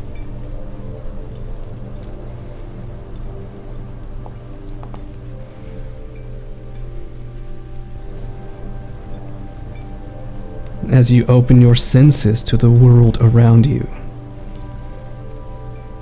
a soft melody enters your conscience.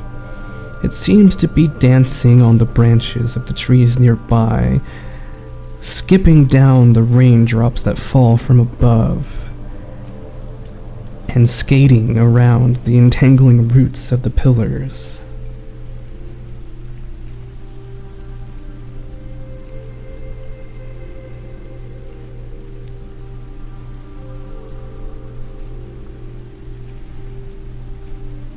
There's some kind of arcane feeling. I point towards it and trace it with my finger for Nim to look at. I try to pay attention to what she's showing me. Yeah, if you would like to give me an Arcana check with, excuse me, with a +2 bonus, to see if you can pick up on it.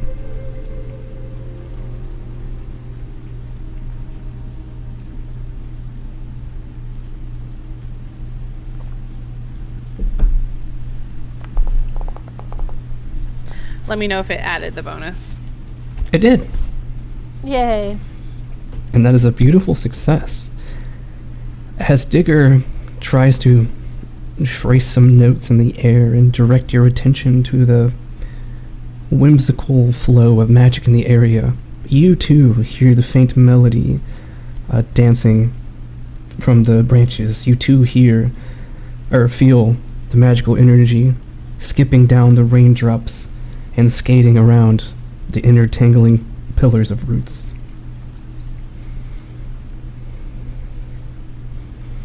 That's interesting.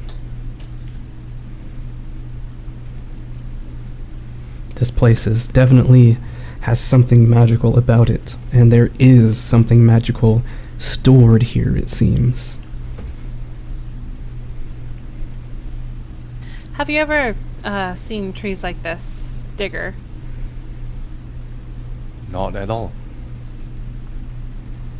I And would you like to ever- roll it if I have You mean the blue tree or the normal trees? the blue tree. Sure. Give me a nature check, please.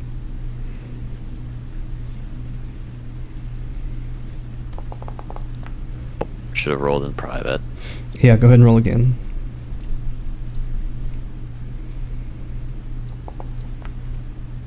And if that's a failure, I would like to use this. You concentrate. You roll a second time. Okay, sure. Roll a second time.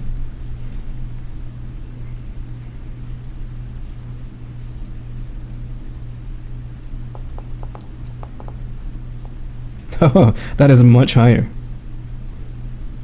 And if it's a success, it's a critical success. Guys, we'll be right back. I'm going to drag Lysander into a private chat for a second. Oh, secret, Ooh, okay. secret, Here we go. secrets. Here we go, boys. All right. So, Yo. in this moment, you have a flashback to yourself standing on something made of ivory. There is a sea of darkness all around you that you can see outside the windows of this ivory vehicle of some kind. You are currently standing in front of some sort of glass barrier, and as you turn to look back at it, you see a tree very similar to the one that you are now looking at in the present. And it seems there are these strange tubes that seem to be attached to the base of this tree, and you see the sparkling light traveling through the tubes and into the grooves of this ivory vehicle that you are standing in. And you can sense immense magic all around it. All around you, I should say. You have seen this before.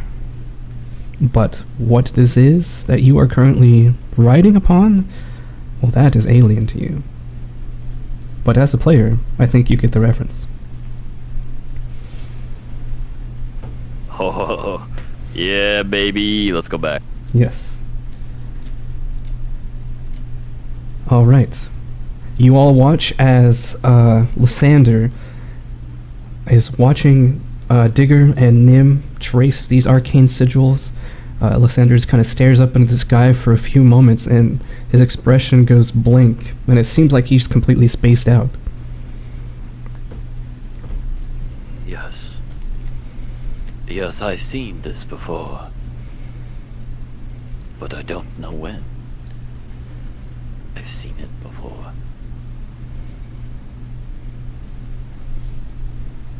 Oh, have you like you've been here before, or that you've seen this kind of plant before? It was part of a vehicle I was riding. Oh, It was behind a barrier of glass. I saw that there was tubes with its energy going throughout the vehicle. Everything outside was dark. Whatever this thing is, it is powerful. Perhaps an energy source in its own right.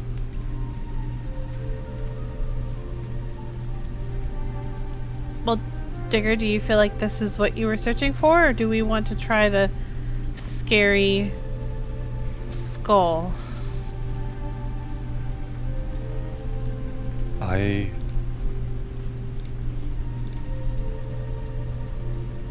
don't know, but this is what the feeling is pointing me towards, this tree or whatever is related to this tree. Maybe try humming the music, or I don't recognize the song, so I couldn't sing it, but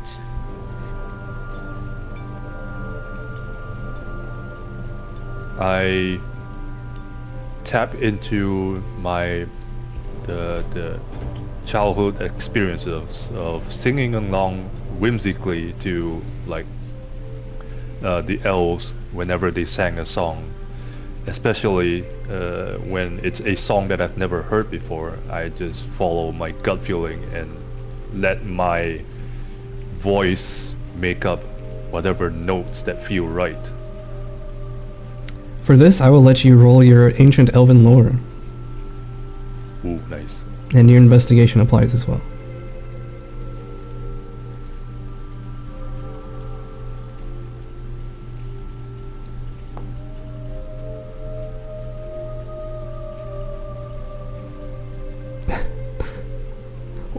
How good does Digger sound when she sings? Surprisingly well. Oh. She has potential to be a singer. It's just she never had a passion for the musical arts. Very well. Probably because of her elven descent. Her vocal cords are quite gentle. So I believe this is the first time any of you have ever heard Digger sing, and you are caught off guard by the fact that she sounds good. As she hums this melody, her voice almost seems to be taken up from her throat and cast into the wind. It's almost like her voice now begins to permeate through the gentle rain around you. It's almost as if Digger's whispering in your left ear, and then your right ear, and then she's talking right in front of you, and then she's standing on the other hill yelling at you with this song. It's like she's everywhere. And the root pillars begin to, at least the ones in front of the skull, begin to ever so slightly squirm, as if in recognition.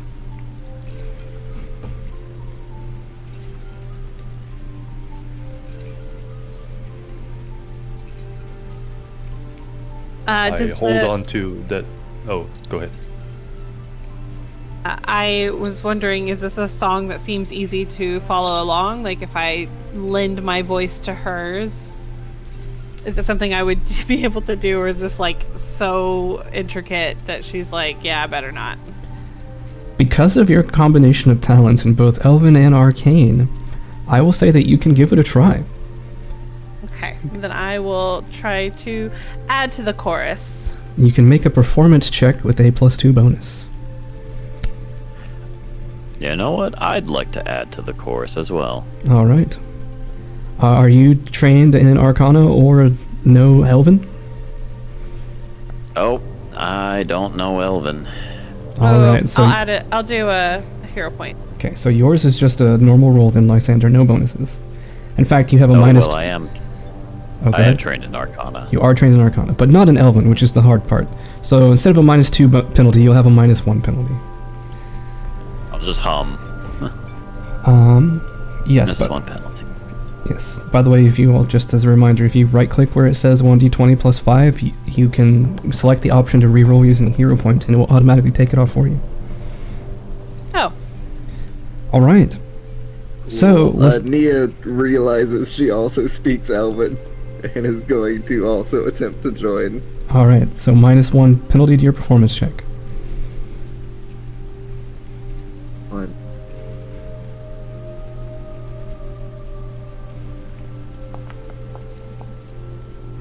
Bro, we kind of kill it. Well, some of us do. No, that's fine. I got 2 of these hero points. This feels meaningful. I'm going for it. All right. Let's Try see that it. again. That's a Slightly better. margin improved. All right. So at first, Nia starts to hum a few notes, and she's like off key, off melody, but she quickly clears her throat, and then actually has a surprisingly good performance herself. Not nearly as good as Digger's, but it's respectable. Lysander, you don't really know the words, so instead of trying to sing the song, you just kind of hum along, and then you hum in tune. You hum well. And Nim, as you begin humming the melody, Cookie lands on your head. She leans over to where her face is right in front of yours and takes up your entire view. Her eyes begin to swirl silver, and you don't know what happens next. What the rest of you see, though, is Nim begins to sing beautifully and confidently.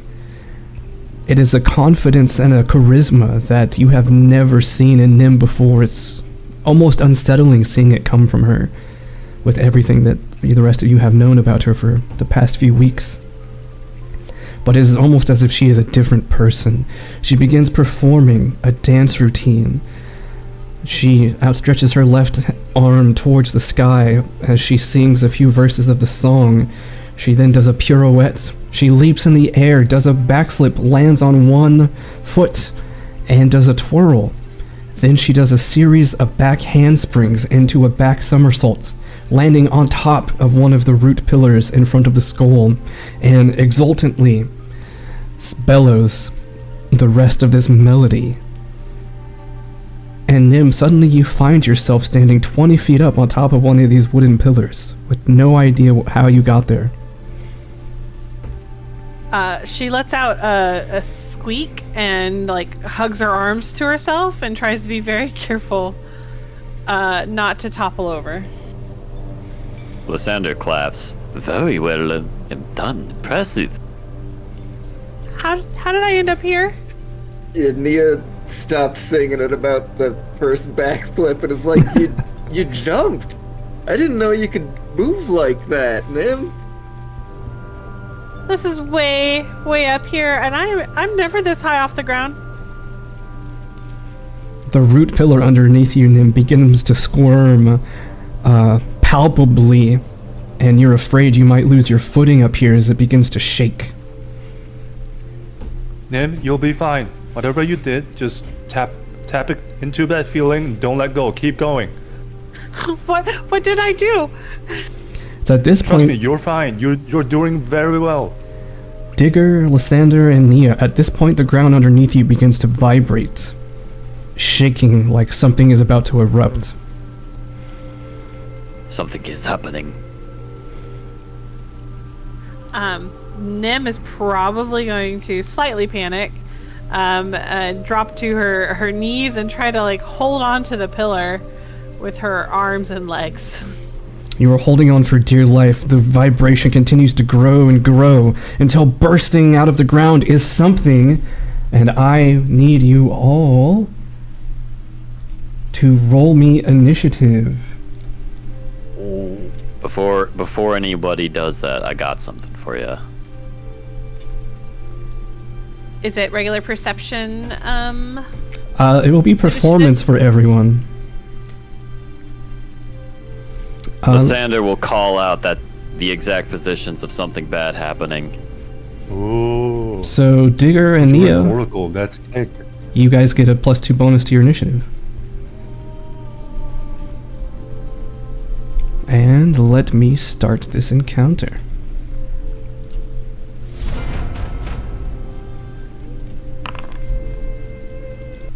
So performance for everyone, please. Yep. Got +11 to initiative. I got a 12. That spells trouble. I'm cursed. You got curse bound. I'm cursed. You're just normal cursed. All right, has I have a everyone 0 rolled? in performance. Oh, I rolled. Nope, sorry, mine is much worse than that. I rolled perception initiative instead of performance. So subtract 6 from mine for a total of 6. Oh.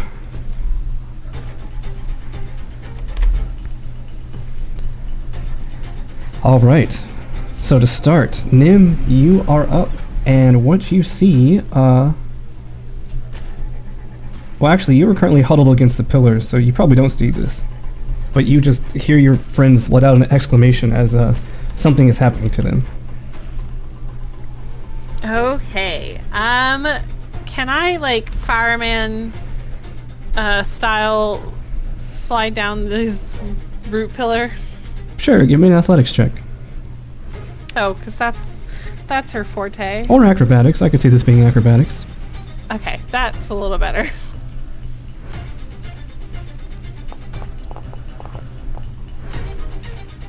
$16. Alright, you are able to, with one action, grab on the edge of this pillar and slide your way down to the bottom. So you are now right here. Okay, now that I'm down and not on 20 feet in the air, what do I see? You see what appears to be like household dog-sized lizard that has now burst out of the ground and looks like it's getting ready to chomp on Nia's leg. Oh, not great. Okay, then I am going to use all of my movement to try and get closer to folks. So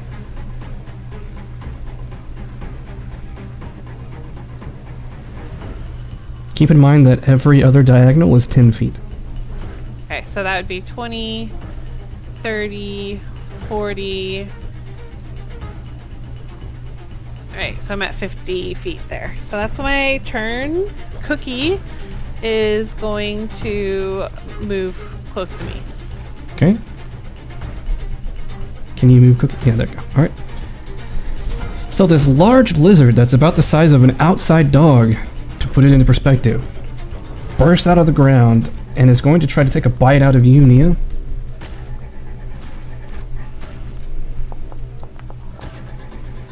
That is a 27. That hits. Oh, what is with my damage rolls? They're always so bad. So you take that much damage, and as its jaws grab around you, that's a natural 20. Yep, that is still a critical success even with your DC. As it bites onto your leg, it clamps down really hard with its jaw. As you are now, with a critical success, you are restrained. Also, I need you to make a fortitude saving throw, please. Dude. Oh no! Ooh. As it bites you, you feel the strength leave your body as something begins coursing up your legs through your veins.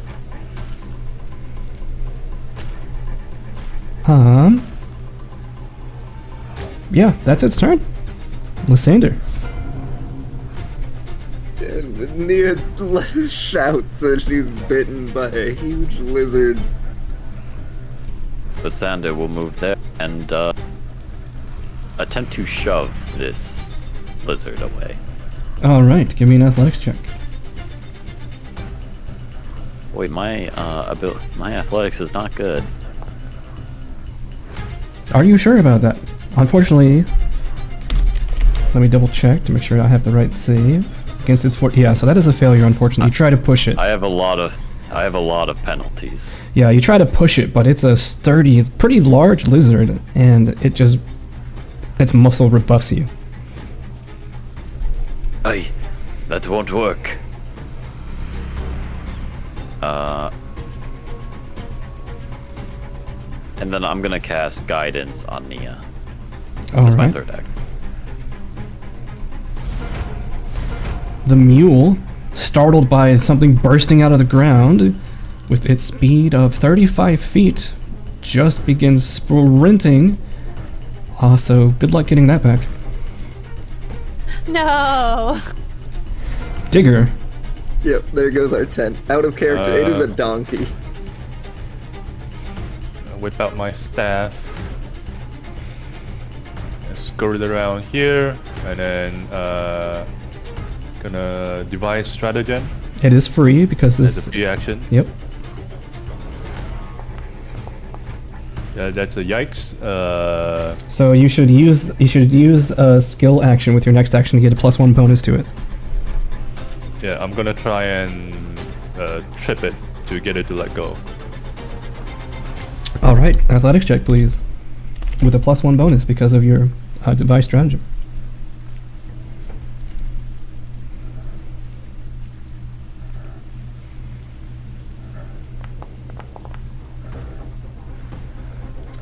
You try to trip the creature, but it has 4 legs, so you knocking out one does not destabilize it.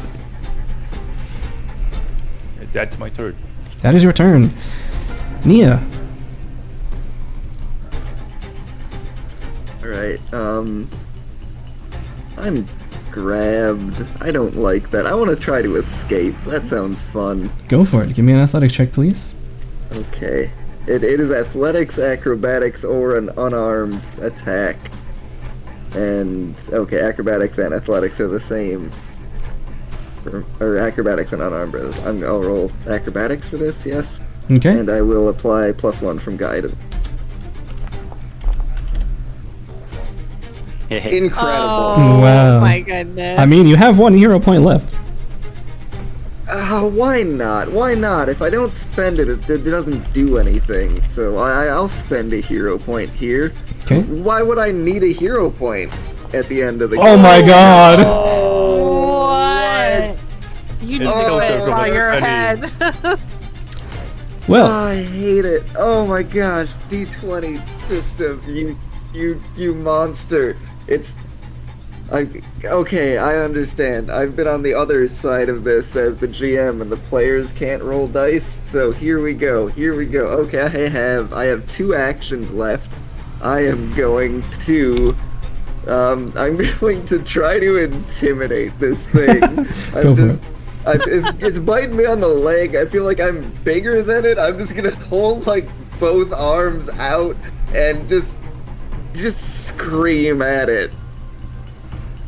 Intimidating glare. I can do basic action macros here. Demoralize.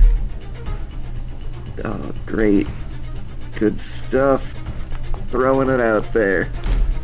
There we go. A 23 23. on intimidate. That is a success. All right, it's got me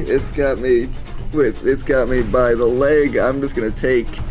I can't use manipulate actions, so I can't draw my sword. So I'm just gonna punch it in the head.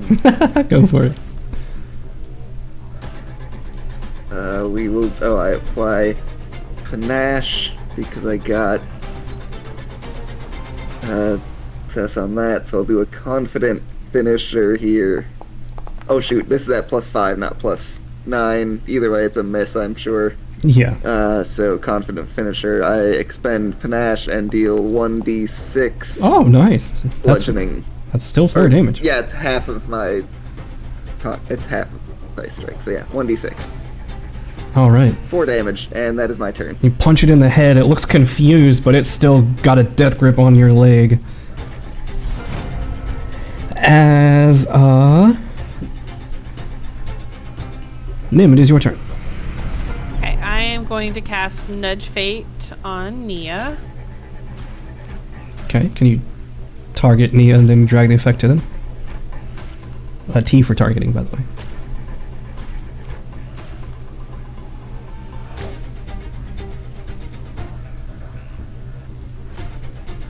You're giving them a +1 bonus, correct?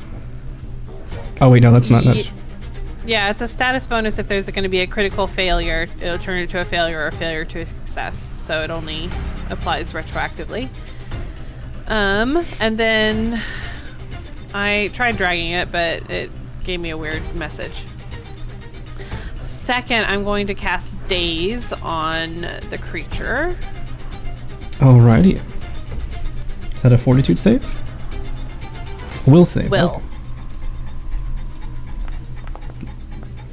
Frightened could make a difference here.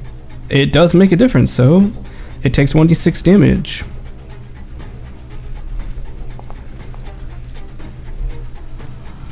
Five damage. And what does this daze spell look like as you cast it at this lizard? It comes out and has purpley sparks all in front of the creature's eyes, like little fireworks going off in front of it. And I'm gonna have Cookie be 15 feet above Nia to give her a +1 bonus AC. Alrighty.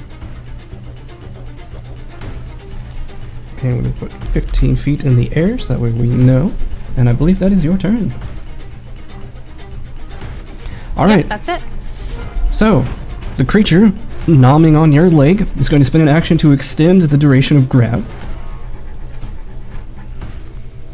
And it is going to swing with its tail at the person who just tried to trip it, which would be Digger.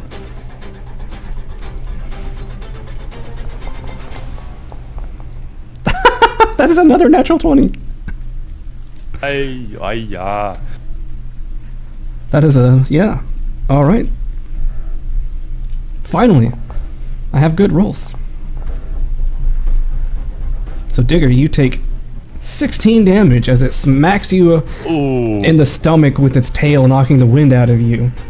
And that is its turn. Lysander. Out of character, if I may, does it roll a check to extend grapple, or did it do it automatically? It gets to do it automatically. Cool. So, Did the stunned help anything for? It wasn't stunned because it didn't critically fail. Oh, okay, sorry. No worries. as Digger gets hurt, Lysander throw out his hand and sort of retroactively undo some of that. You heal 8 hit points, and my curse bound goes up by 1. Oh, nice. That was only one action, too. Yep, one action. For my final 2 actions, I will Divine Lance. As Lysander will raise his hand up, summon forth a lance of starry light, and bring it down upon the lizard. Go for it.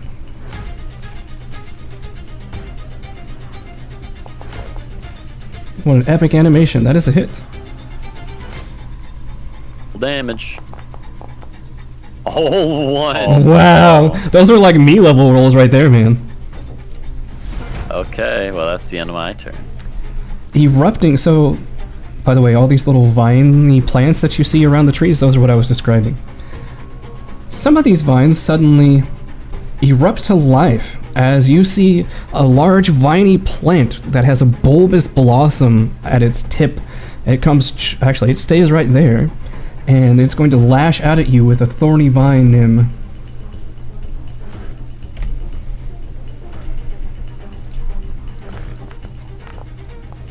And that is a 19.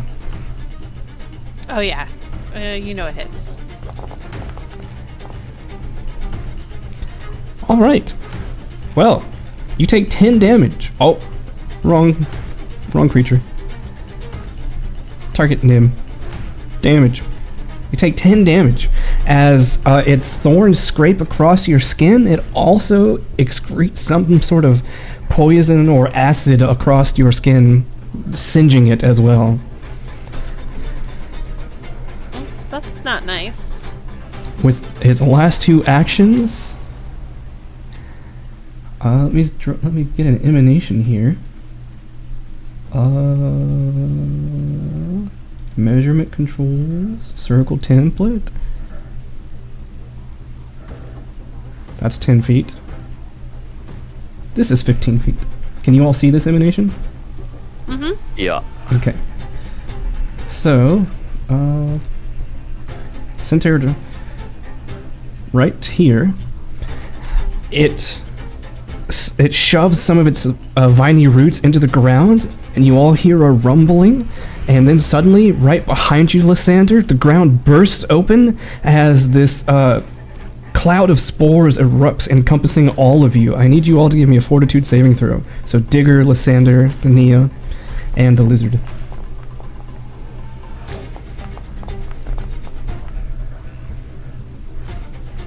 All right. So that is a success for everyone except for Digger. So, why isn't this rolling? I'll just roll the old-fashioned one. So, Nia and Lysander, you will take half of this damage. So it's 5 halved for you. Digger, you take the full 5 damage. Oof. And also add to yourself persistent acid damage of 1d6. Ow. That's for Digger, yes. Also, as this cloud spreads over you, suddenly it is very hard for you to see as your vision is reduced by 10 feet. Does the lizard have to make this save? It does, yes.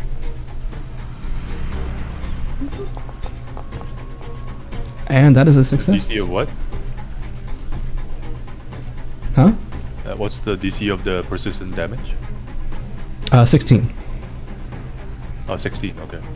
So the lizard takes half of that damage. So that is its turn. So now the pack mule's turn, who continues sprinting. Donkey. So Daisy the donkey is taking off on us. So Digger, you are. Oh, this creature is also no longer frightened, by the way. So Digger, this spore cloud is all around you. It's choking you. It's hard to breathe. It's burning your eyes and throats. And it's also hard to see. What would you like to do? I'm gonna try and devise stratagem and swing on this giant lizard first. All right. Ooh, it is flanked and off guard, correct? It is, yes. So Does a 13 hit? It I does. guess not. yes, I would recommend a skill action. Yeah, I'm gonna try and trip it. Alrighty.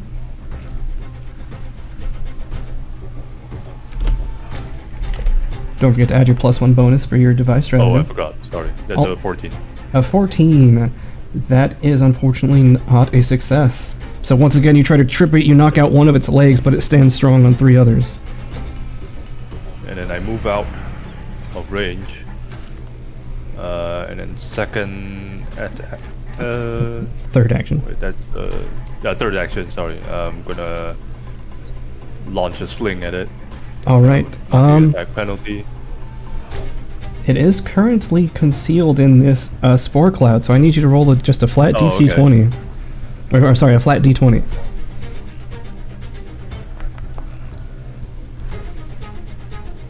Alright, you cannot target it, unfortunately. Okay. If that's the case, I'm just gonna drink a potion. Very well. Just the minor healing potion. Oh, you're right, actually. It's DC 5, so you can attack it if you want. Oh. Or take a potion, up to you. Yeah, I'll take a potion. Sorry, for some reason I was thinking DC 10. That's hidden. Yeah. You're taking a potion, alright, so you heal that much. And then at the end of your turn, Digger, let's see. You take 2 damage Oof. from the persistent acid that's on you. Nia, you are still grabbed by this lizard munching on you. You're in a cloud of burning stuff. It's not a great day for you so far. Yeah, I'm gonna try and break free of this grab. Go for it. Sorry, real quick. Do I get to roll to break free of the persistent damage? I'll roll a fortitude save, yeah. It should. I think it rolled automatically for you, and you failed, which is why it told me to. Oh no, I see. Okay. Let me roll it for you. Yeah, okay, so you failed. Critically, actually. So you should actually take that damage again. Oof. All right, sorry. Nia was rolling. Yep, that was a 15. Ooh, I'm sorry. A 15 does not succeed. Okay, so the scary plant concealed from me? Correct. Is that accurate? Okay, I'm gonna Nia whips around and looks at it. It's like, I'm gonna deal with this lizard and you're next. And I'm gonna try to intimidate the plant. Demoralize the plant with intimidating glare. All right. Okay. Whether or not it is immune, I believe I still get to make the check against its thing, and if it is a success or failure, or at least it's a non-critical failure, I get panache. I Yes. believe to be the case. That's what I'm going for. So as long as I haven't critically failed. Or no, I don't know, because it sure didn't roll dice here.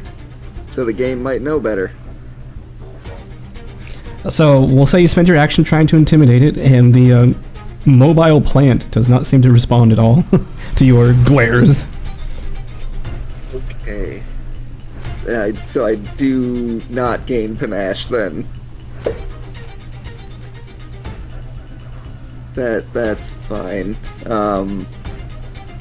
Dude, then I'll try and escape. I did that once, I can do it again. It'll be at multi-attack penalty for a second unarmed strike, but I'm still kind of good at those. Come on. Dice? Oh. No. Not for Nia today.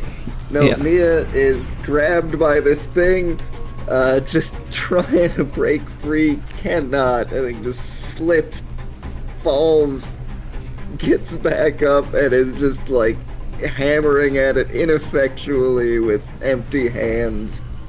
As she's grabbed by this thing, coughing on just spores or whatever is in the air here. It's a bad day. That's my turn. Yes, indeed. And the constant, pulling motion is starting to tear your skin a little bit as it's doing more damage, narratively, more damage to your body, struggling against this creature. But that is your turn. emerging from the tree is another one of these strange thorny plants with a huge bulbous blossom at its top. It is going to shamble forward for one action, and then it's going to unleash a thorny vine at you, Digger. Dang, that is only 13. That misses. So it's going to try again because it is a simple plant. You never know. Oh, that is a 22. Ow. Never punished, except for like the previous 3 combats in which I rolled crap. So Digger, as this thorny vine slashes across your shoulder, not only does it tear through your clothes and your skin, but it also begins burning as there's some sort of acid mixed in, and you take 12 points of damage. Oof. Nim, it is your turn. Okay, I'm going to move. And then I am going to cast Runic Weapon on Nia's weapon.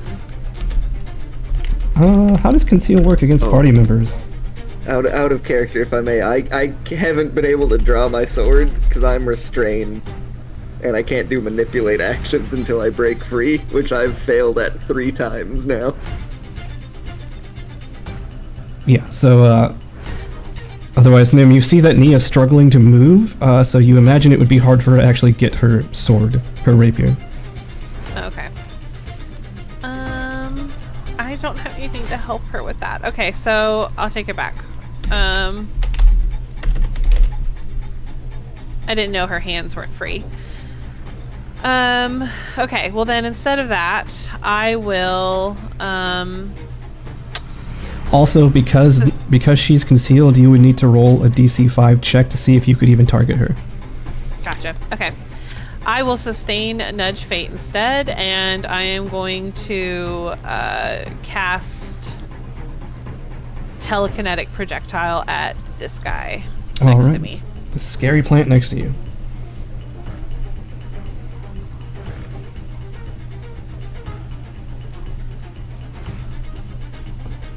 I don't think it's... Oh, there it goes.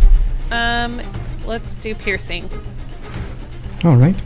And while you're clicking through those options, describe to us what your projectile looks like.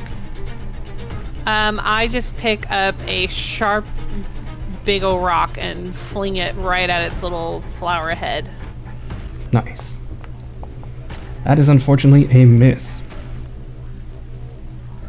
Alright, good to Darn, know. okay. So, I believe that... Well, you have one action... Oh, you sustained, so that is your turn. Alright, the lizard is going to... spend an action to... Actually, what does this do? Oh, point of order, Nia. You have tried to escape 3 times now. And this lizard has a trait that if you fail to escape, it deals damage to you. So I'm going to roll this damage. Oh no. We have forgotten this. So you're about to take a bunch of damage. Oh no, I didn't know. What an error I've blundered into. 3, 6, and 4. So yeah. So actually, you know how I was describing your continual tries to break yourself free are like tearing and harming your skin even more? Well, it turns out that's actually part of this creature's ability. So that actually does happen, and that's why you're bleeding more and you're hurt more. Oh dear. Yeah, Nia, her leg is torn up pretty bad. You see her pant from the knee down, her boot soaked red. She is paler than usual. And in a bad way. It will use an action to sustain its grip, and it's going to sustain its grab on you. A second action, it's going to target you, Lysander, as it swings around with its tail. Oh, that's a 20. That hits. Ah. Oh! I am sorry for this damage. That is 12 damage to you. I am the beast. That is its turn. Bringing it to you, Lysander. We must deal with the lizard, then the plants. Lysander will twirl his hands, conjuring another lance, but this time it'll solidify. Ooh. Yes. I will attack the lizard. Critical hit. Take it down! Double this damage. Holy shit. 18 damage. You bonk. You said it was a lance. You stab down into the top of this lizard's head so hard it kind of goes into a daze for a second, and as the lance retracts, blood just spurts out of the top of its head. And can't finish it off. My action. Oh, it was no longer off guard to you. Does that make a difference? No, it was a critical hit, so yeah. That way. Alright. That is your turn. It is. Alright. This plant. It's a simple creature. It sees a yummy looking gnome over here, so it's going to continue lashing out at you. Oh, that is a miss against Nim. Second attack, it's going to try again. Oh, that is a 19. Yep. Oh, maximum damage. Holy shit. I'm sorry, Nim, you take 11 damage. Whew. Third action, it's going to try again. And of course it misses. Oh, okay. The mule continues sprinting with all... The donkey, sorry. Continues sprinting with all three of its actions. Digger. Nim looks badly hurt, right? She does. Yeah, if you hover over her, it should say badly injured, right? Yeah. Well... Let's see if I can... Yeah, that's two actions. I'm just gonna get over... oh wait, I'm gonna drink a potion first. Okay.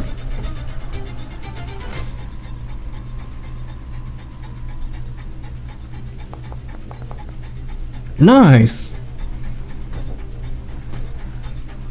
And then I'm gonna... slip over here.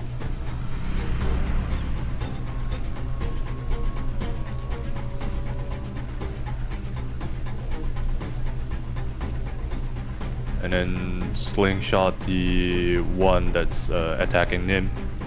Alright. Do my stratagem. Oof. Aye.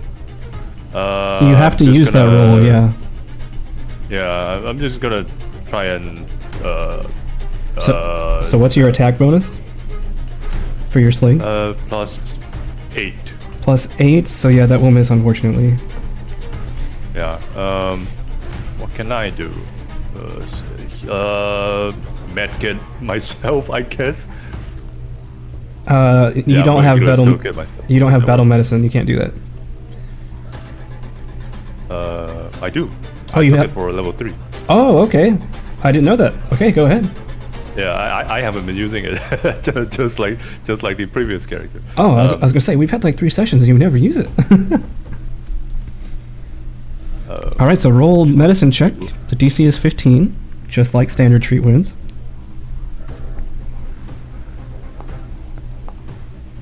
Oh, that was almost a 4. That is a critical success. Roll your critical healing. I don't know the amount to heal. Are you an expert in medicine? Let me see. It's 48. Yes. Okay, it's 48. Oh wow, okay. Keep in mind, because you're an expert in medicine, you can attempt higher DC checks to do even more healing. But the cost is obviously it's a higher DC, so there's a higher chance possibly of failure. Okay. Alright, so that is your turn. Yeah. Yep, sorry about that. At the end of your turn, let's roll to see if you succeed. I will roll the recovery check for you. Apparently it tells me to do this. That is a failure, so you will take 3 more damage from the acid all over your body. Nia, you're up. Cool. First, I checked the bravado trait. Oh, yes, the I saw thing that. Gives me yeah. So if I fail due to immunity, I get panache. So I think I should have panache here. Correct. Cool. Then this lizard, it's trying to kill me. I'm gonna do the same to it. I'm just I am taking my hands and I'm going at any squishy part of its head in a desperate bid to not get killed to death by this lizard that's eating me. Yeah, you look so yummy. Okay, do I make concealed DC 5? It does not conceal to you, because you were in the Okay, cloud. cool. Yeah. Cool. Then I am just going to unarmed strike, confident finisher. Just keep in mind that your vision is reduced by 10 feet, so anything beyond 20 feet you can't see. Cool. 23 hits. Alright, I will do damage. This applies my finisher. Hey, that's 12 bludgeoning, non-lethal. Oh, you're not trying to kill the creature. No, I can't. I'm using unarmed. Oh, that's true. How do you want to do this? I'm just swinging my fists at its head until it stops trying to bite me. And it does so. It tries to latch on really tight as you hit it once. It tries to constrict its jaw to crush your leg. You hit it 2-3 more times, and then it just goes limp, but you keep punching it a couple more times, and it eventually just falls limp at the ground at your feet. Okay. One action to do that. My next, I'm gonna draw my... no, I'm not even gonna do that. I'm gonna run out of this fog, get between Nim and this thing. And we'll do... Who can I see? What can I... Sure, I'll draw my sword as my third action. That's all. Alright. That's my turn. It is now this plant creature. Saw Digger run by it. Let me... Don't get nervous, guys. I'm not measuring for any reason. It's going to... No, it's gonna spore me again. It's going to shuffle up here by Digger. And then, somehow sensing blood and the woundedness of prey, you watch as the bulbous tip of the flower begins to contract and then expand and then contract and expand 2 or 3 times before the blossom opens and this mucousy liquid spurts out of it in a lob, and it... Let's see if it lands on you, Digger. Or I mean, Nim. Of course. No, I tried. That is a 21. Oh yeah, you know that hits. So this disgusting mucousy acid type substance lands on you for 9 damage. And I'm out. And Nim falls as it begins to dissolve her big overcoat and begins singeing her hair. It's got 1 action left, so it is going to try to attack you, Digger. And it misses. Okay, so Nim, you're... Nim's... Yep, I'm updating it. Yeah. Your initiative is now 30, so you actually do not go right now. So that puts us at Lysander. No, you have the answers I need. I will move here, and starry light will go through my eyes and enter your body as I heal you. Nice. Yay. The 2 action version, I'm assuming. Exactly. Yep. What a roll! Holy shit! Wow. Jeez. Nim, that's literally your entire health pool. I know. The turn. I'm awake. But you are prone. Yeah, but awake. Alright, this creature... you know what?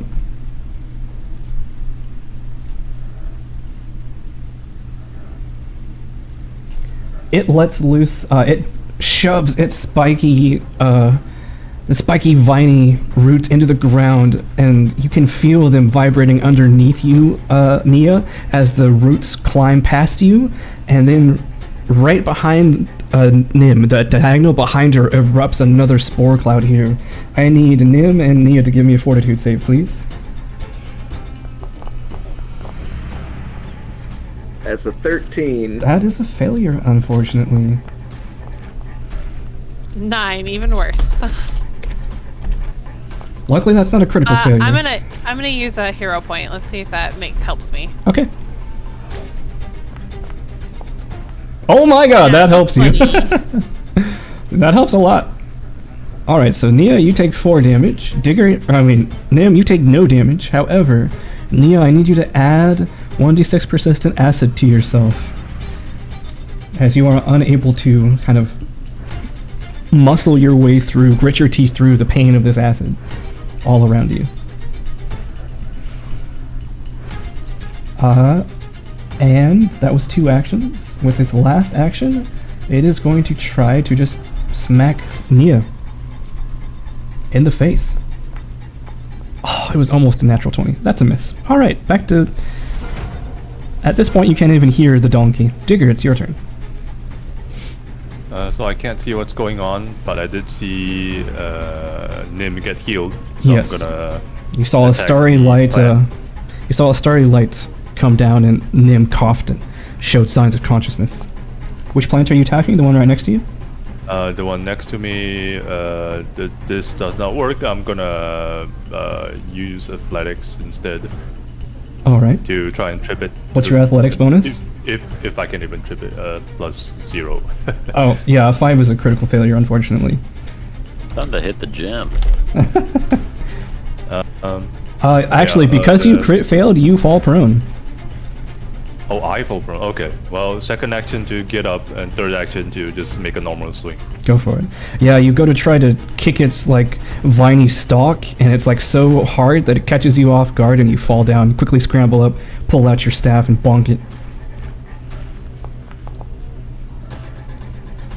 Ooh, 13 unfortunately misses. That's my turn. Nia. Could I spend an action to pick Nim up from prone? Sure. Alright, I do that. I reach out a hand and help Nim up, and I'm like, come on, we gotta get out of here. And then I will spend an action. I want to tumble through this plant, so I'm gonna make an acrobatics against its reflex DC, I think it is. Yep. Hang on, this. Yep, we got this on the actions. Stylish combatant applies. I get that +1. That is a success, but not a crit. Alright, cool. I'm gonna move from there to here. I gain panache for doing that, and then I'm gonna use my rapier. I want to try and stab this plant. So, because you moved out of the cloud, it is now concealed from you, so roll a flat d20 for me. Okay, we will do that on top of this. Alright, your attack that's goes a through. 6. Barely. Barely made it. And 18 hits, roll damage. Alright. Confident finisher here is gonna A lot of give dice. me. Holy shit. Yeah, I like it. I like how many dice I get to roll. Oh, yeah, you stab at it a couple piercing. times, and the plant, like, vibrates and seems to feel some kind of pain. It's still standing, but you definitely heard it.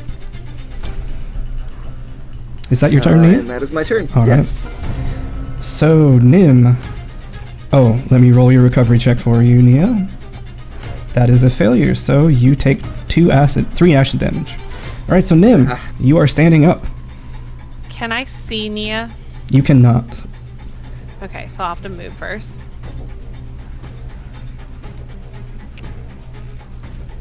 Now you can see Nia. Okay, I'm gonna cast Soothe on Nia. Go for it. What does it look like as you cast a spell on Nia? How? Wow. It looks like bright golden light that just kind of spans out and wraps around her like a hug. Aw. Take that chunky healing. Alright, that is your turn. It is this creature's turn. Let's see. What is it going to do? Well, it feels two people around it, so kind of in or sort of a reflexive defense, it unleashes a spore cloud on itself. So I need I need Digger and Lysander to give me fortitude save, please.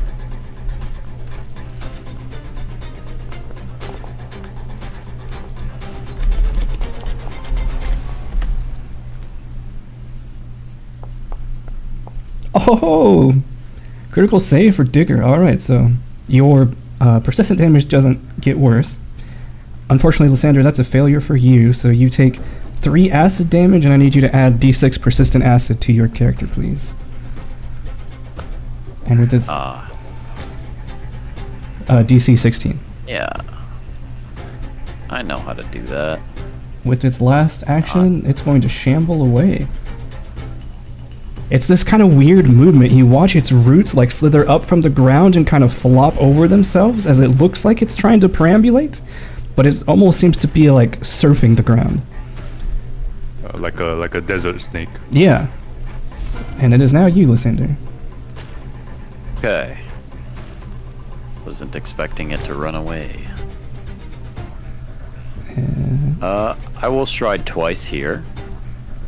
And I will sustain my spiritual armament and attack that plant that I can see. Alright. Let me just add this for you. There we go. Thank you. Which plant are you attacking? This one? It is concealed from you, so please roll a DC 5, or a D20 for me. Oh, okay. Yep, 24 hits. Roll your damage. Spirit damage. Nice. Takes a chonky hit from your lance, and it too kind of wriggles and writhes. Its thorny roots splay across the ground, almost like a bunch of arteries that have been severed from a heart. It's the end of my turn. All right, so I need to roll a recovery check for you. Oh, you succeed, so you can remove the persistent damage from you. Nice. Alright, it is this creature's turn. It is badly injured at this point. So, it is going to just make a couple of attacks in desperation to try to run away. One at Nia. With a thorny vine, it tries to whip you across the cheek and fail miserably. And then at Nim, it's going to try against you. Doesn't critically fail, does it? No, it does not. One day you will. And it also I have a reaction for that day. It also misses you, Nim, as it tries to just slash across your face. You pull down your big fluffy hat in time, and it just cuts across that, and it begins shambling away. The donkey is who knows where. Digger, it is your turn. You are currently in a cloud of acid. Acid spores. I am gonna run this way. 2 action. Wait, that's the ruler. How do I pick myself up? If you drag your token along, it will leave little nodes. You can just hit space and it will move automatically. Okay, I'm gonna get over here. Well, it's 2 actions, might as well get a bit further. I'm gonna slingshot that one. Go for it.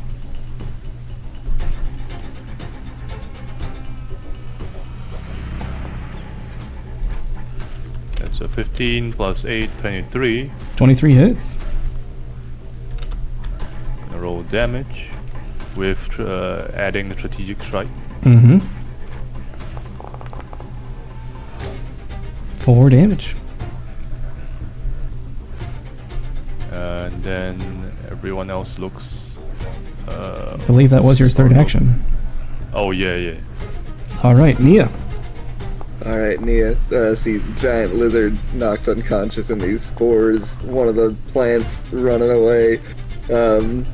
She's got her blood up here. She's grinning. This is exciting. She's gonna run into the cloud of acid towards the unharmed plant.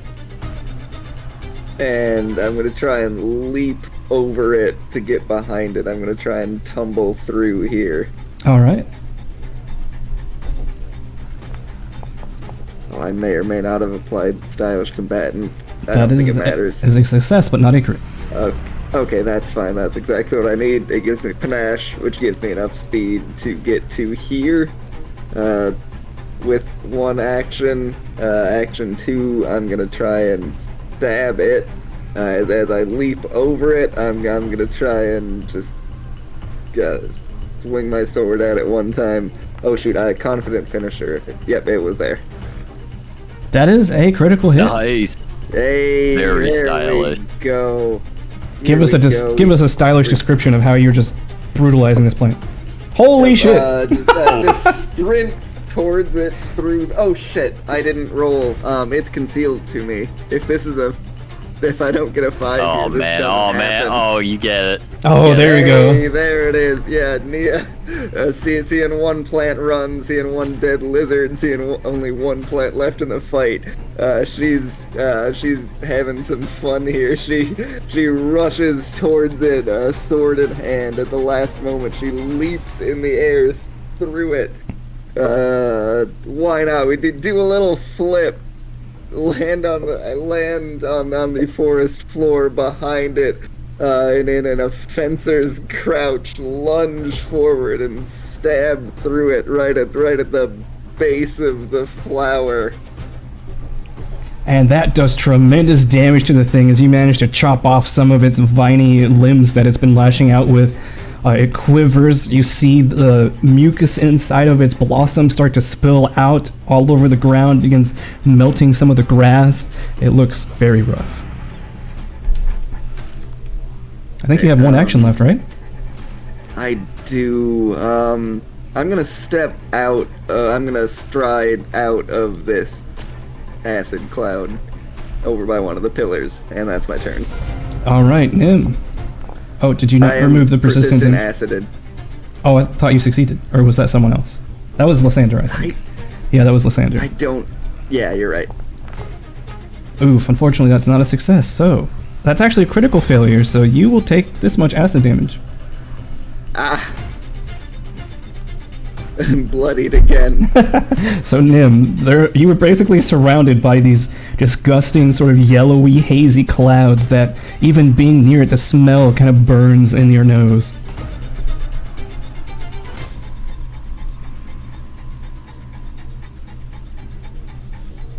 If you're talking, Cole, I can't hear you. Sorry. Can I see the plant in front of me despite the clouds? Not from your current perspective, no. Then I'll move. And then I'm going to cast telekinetic projectile. Go for it.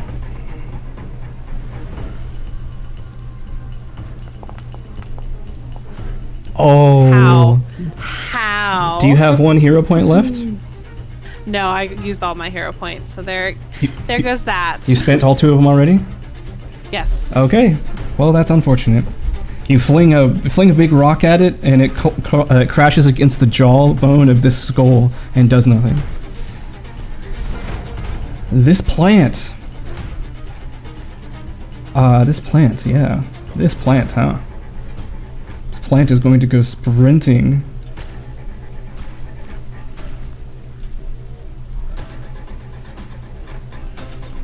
With all 3 of its actions. Lysander. If I may, out of character, confirm all of our enemies seem to be running away from us right now. Yes. Do we want to chase after them, or let them escape? I mean, they're plants. Well, they're. Can I even still see this one? All these clouds. Not through the clouds, no. I'm just gonna attack that to the north. All right. Sustain a spiritual armament.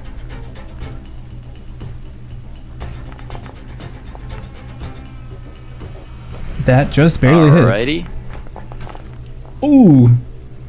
And with my other 2 actions, Divine Lance as I duo lance it. That hits. Roll damage. That's the wrong one. How do you want to kill this plant? As this one's running away, Lysander just conjures 2 lances, spins, and hurls them at it, spearing it to the ground. And as the lances pierce through the bulb, one of them you arc up and it pierces through its central stalk and pins some of its roots to the ground. It wiggles as if it's in tremendous pain. The bulbous blossom at the top just completely opens and goes limp, and this mucousy acid-like liquid just spills everywhere as it actually begins dissolving itself. That's the end of my turn. The mule is still donkey. Digger, what would you like to do? No. It should have stopped fleeing on turn 5. It's given frightened 4 at the outset of combat, so it spends 4 turns fleeing, and then after that it does regular unfrightened donkey actions. Right. Cool. Well, I can't see the plant from here. I'm gonna move over.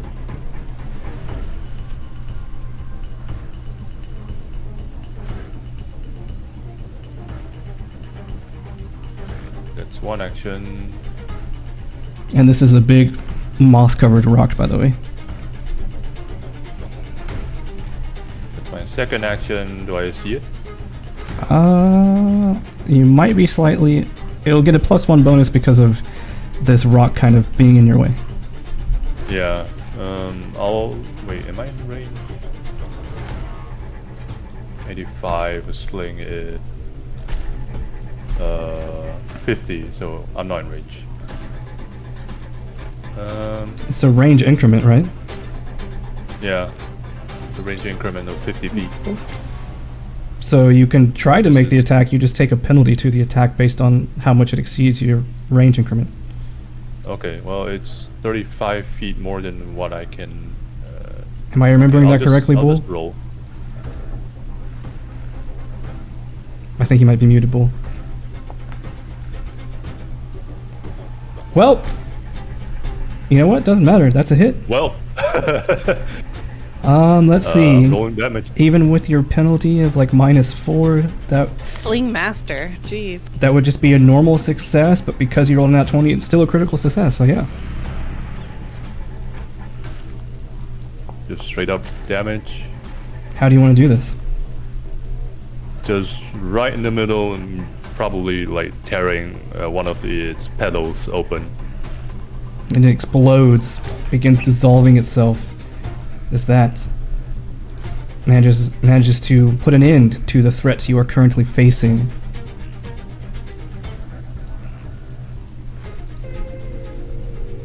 Leaving you all in this mystical meadow in front of this cliff. Many of you a little bit beaten up.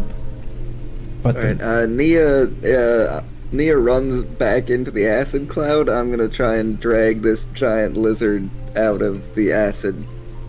okay, so as you do, I'm going to roll a fortitude save for me.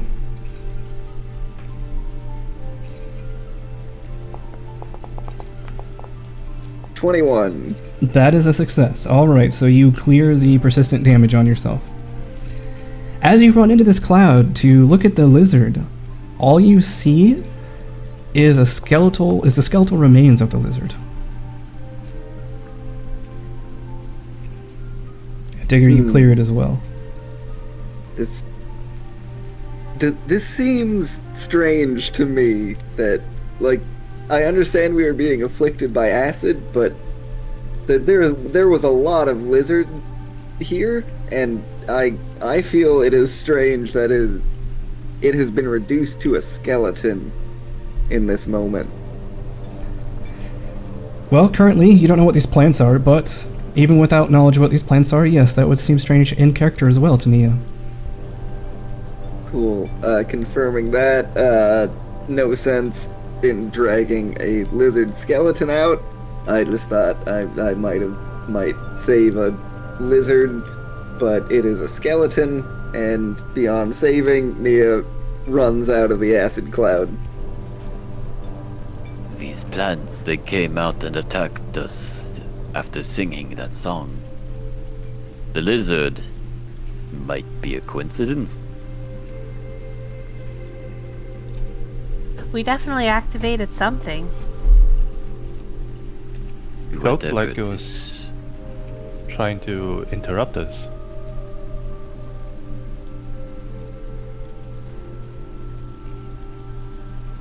Perhaps, I think these plants, they do not the elven song. By the way, these are those root pillars I was telling you about before you saw the map. By the way, Lysander's kind of semi-transparent and floating around, right? Yeah, so keep in mind, this guy that you just met today now suddenly kind of looks like a ghost. And I'm gonna start refocusing. Nim's gonna look over at Digger and be like, have you... That... Actually, Nia, you...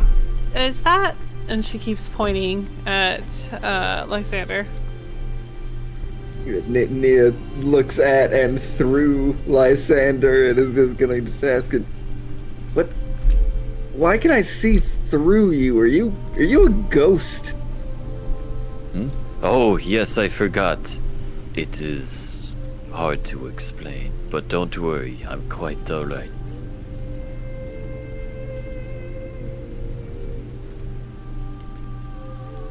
Does it hurt? No, actually, it makes me feel less pain. Huh. Okay. After a while, Lysander will slowly return to a more physical form. Nim is probably this whole time not even helping to investigate. She's just watching Lysander's transformation with curiosity the whole time. And at There the you are. I am grounded more. at the end of Lysander's meditation to refocus and gain his corporeal form, all the bushes, these viney plants I mentioned around these trees, they all begin to vibrate as you see about a dozen more of those strange bulbous thorny plants erupt and begin creeping towards all of you. Let's get out of here. I say we retreat. I agree. This is too much for us. Let's get out of here. I take a look at the tree. Does it look like it's receded back to where we first, we first saw it, instead of like because the trees and the roots started moving when we were singing. If what receded to the same? Oh, if these root pillars? Yeah, like the same position. Yeah, they are no longer moving at this point. Yeah, okay, I'm gonna follow the party and retreat for now. Alright, well this is where we begin a chase sequence, just to let you all know out of character what's happening. So, for our players, because some of you are new to Pathfinder, what this means is that your goal right now is to escape this horde of shambling plants that is trying to presumably murder you. There will be obstacles along the way. Everyone has to participate in clearing the obstacles. And I will let you know when you have successfully evaded these individuals. But let that be your mindset as you begin running out of this open meadow. And as you reach past where these two hills are on the map, a large thorny vine erupts all in front of you. You turn back, one is erupting behind you. You turn to the sides, and one is erupting all around you on the sides, encompassing you in a dome. So you all can go in whatever order you want, but what would you like to do to try to break free? I have an idea. Anybody else? I've got my machete and that's it. Yeah, my idea would either be to cast runic weapon on someone's weapon to start cutting through things. You do that. I'll start with this. I will use my focus spell, Spray of Stars, to attack the vine. Alright, so that's an automatic success for you. Nim, you will automatically give a success to someone else. Who are you giving runic weapon to? We'll do Nia. All right, so Nia gets an automatic success. Get our dramatic music going. All right, so Digger and Digger is the only one left. Well, oh, Digger, give me an athletics check, please. Oof. Oh, Nim needs to go too. Sorry. So can I also cast Nudge Fate on Digger? It won't help by much, but it might help a little. Sure. Okay, and then for me, can I shoot sharp slashing rocks at it to try and cut through? Sure. Give me an attack roll.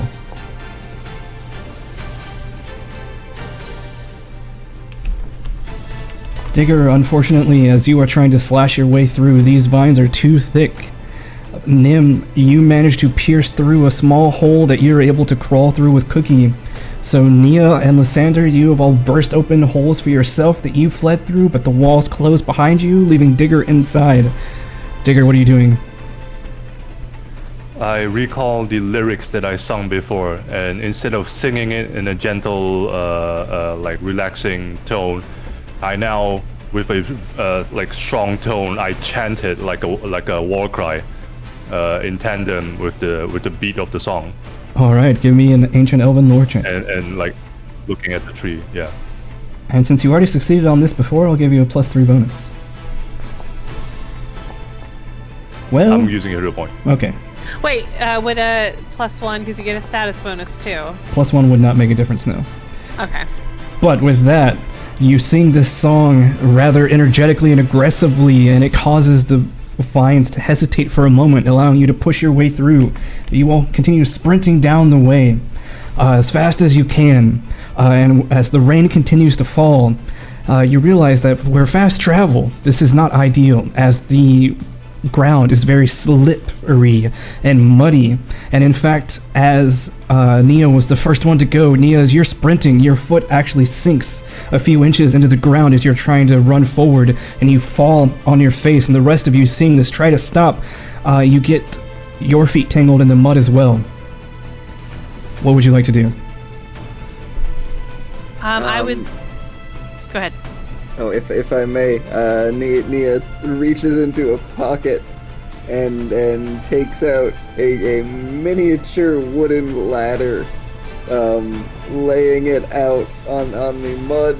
It magically expands into a 20-foot wooden ladder that she just lays flat on the mud and is gonna try and use as like a bridge to spread out her weight and then cross over this muddy ground. Sure. Your choice of athletics or acrobatics, and I'll give you a +2 bonus.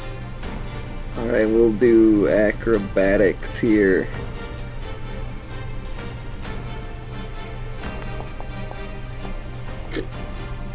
That's a 13. Ooh. You try to climb out of the mud and muscle your way forward, but you keep slipping because your hands are muddy from falling in the field and you don't make any progress. What's someone else doing? Can I do a twofold where I cast Prestidigitation on my feet to keep the mud from sticking, but also try to acrobatic my way through, so light feet? Sure. Give me acrobatics and I'll give you a +1 bonus. Digger, what are you doing? I'm continuing the war chant version of the Elven song. Well, you are not being trapped by anything, you are just trying to get across the very muddy field. For the muddy field,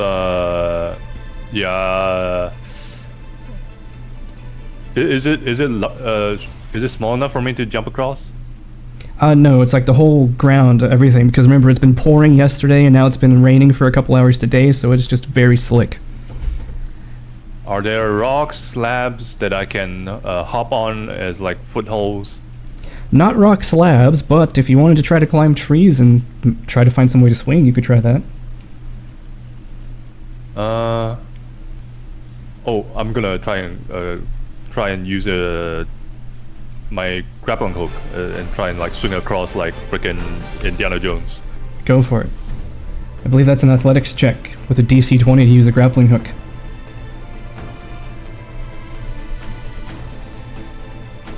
And Lysander, while he's making that roll, Come on. Nope. you throw the grappling hook, but it misses, and you just reel it back to you. Lysander, what are you doing? Could I use nature as a way to understand a way to get out of the mud with knowledge as opposed to brute force? Absolutely, go for it. I would like to cast guidance on myself before doing this. Very well.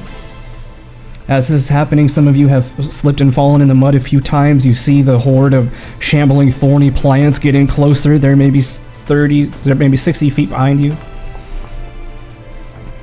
14. Ooh, unfortunately, you're trying to recall knowledge in a really tense situation. What? Ooh. Oh, hero point? Natural 20. All right, with that, you not only succeed, but you also you can also start working on the next obstacle.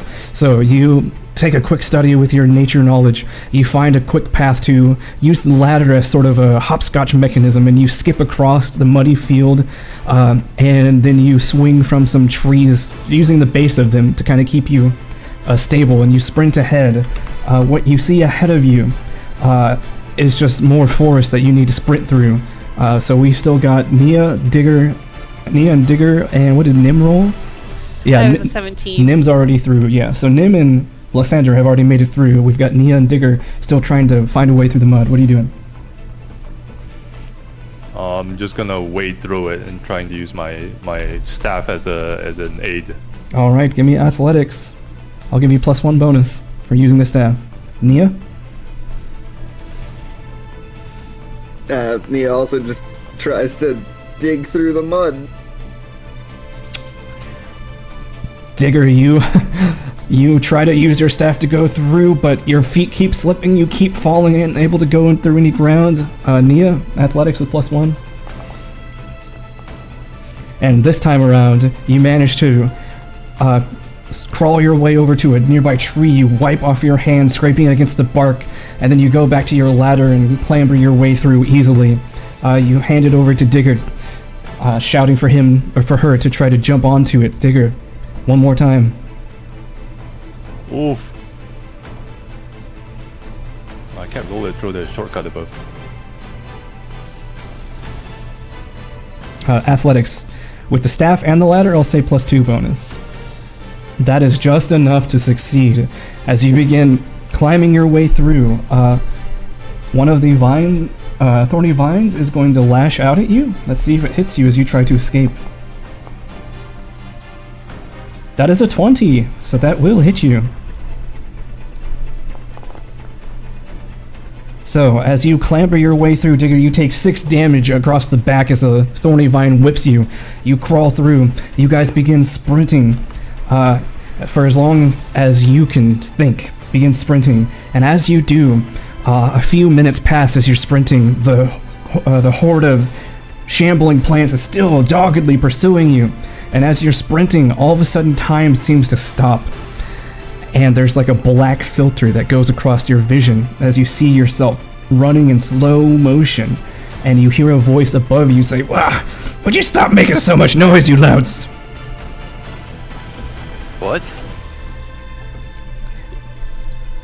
If you would like to find the source of the voice, please give me a perception check.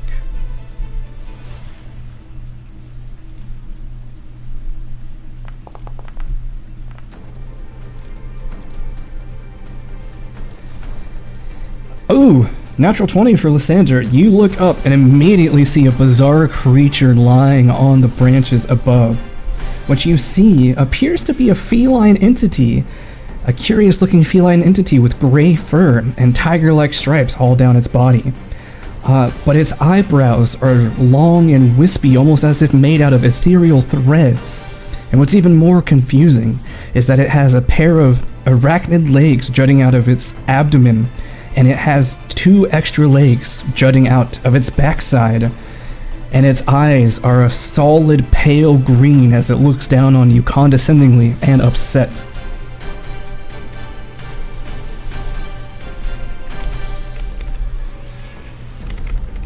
Oh, cool.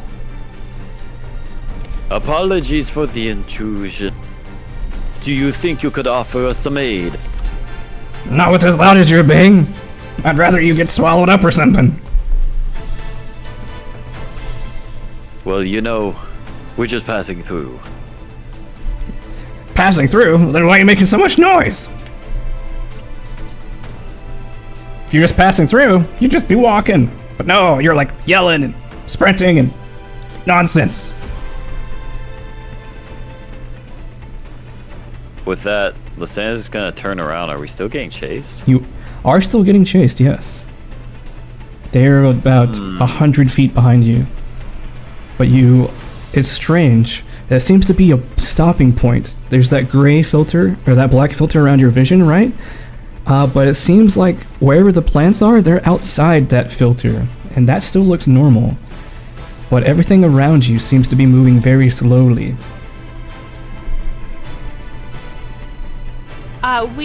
We apologize for our rude and unthoughtful noise making, and would appreciate being granted safe passage so we could prevent more ouch from happening. And she points at whoever's the worst injured in the group. This sounds like a... Oh, go ahead. Go ahead. I was going to say, this sounds like a diplomacy check to me. Would you agree? Yes. All right, go for it.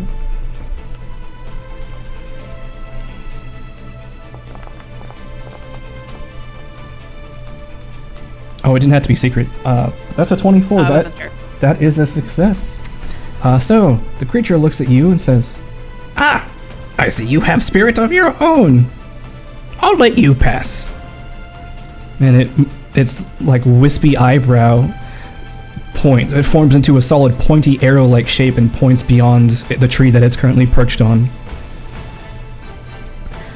Nim will graciously bow and smile at the creature and keep booking it with her short little legs. And as you try to book it, you realize you're moving even slow for even a gnome, as it's like you're running in slow motion. Alright, the rest of you, what would you like to do? Nia I would like looks to Arcana whatever the heck's going on. Okay, May I make a foolish action before this? go for it. Thank you. Nia's gonna look at this forest cat. That's a 2. And is gonna start to lift her sword up to it, and then think a little bit better than that, and then say there's a bunch of plant creatures chasing after us that are gonna make a meal out of us. I don't think I can fight all of them. Again, I don't know if I can fight you. But if you don't let us pass, I'm sure I could make you bleed a little before you kill us. Oh, go ahead and give me an intimidation check. Alright, we'll roll that. Oh, That's no. 2. Unconvincing. Do you have any hero points left? I spent them all. Oh no. Oh, Yeah, Nia clearly talking That's bigger, gonna backfire. talking a bigger game than she can back up. She's bleeding. She's slow. She can barely hold her sword up at this point. alright. I speak up and Hold on just say, 1 second. Let me resolve this. So, Nia, the feline-like creature perched in this tree just smiles. The most shit-eating grin you've ever seen from a person, let alone a creature. And suddenly you find yourself, as you blink, 20 feet in the air, and you begin plummeting at the full force of gravity, and time is not slowed for you while this is happening. Give me an acrobatics check to see if you can reduce the damage. Was that acrobatics or athletics, did you say? Acrobatics, yes. Alright. Hey, 23. Alright, so you take half damage. You take 10 points of damage from plummeting from the sky. Digger, what were you saying? I was gonna make my plea to the spirit, but yeah, I'll let this resolve first. Oh, it did resolve. She fell Oh, from the sky. I'll say, in Sylvan, in what I believe is closer to a spirit's language, I say, "Great Spirit, I apologize for this ruckus we've caused. We were simply trying to solve the mysteries of this place. We were led here by some magical beacon. But since this offends you, we will make our leave for now. Sorry for the disturbance. Give me a diplomacy check, please. It looks very intrigued as you mention this. He's like, oh, mystery. Beacon? Tell me more. Well, I showed my tablet as I say so. well, unfortunately, even with a +2 bonus, that is not a success, but it does seem interested in talking to you at least. Does not take hostile action towards you. You show it the tablet, and he's like, oh, you were trying to find this, are you? I'm afraid that will lead you to much trouble, young one. There are many forces currently searching for the same thing.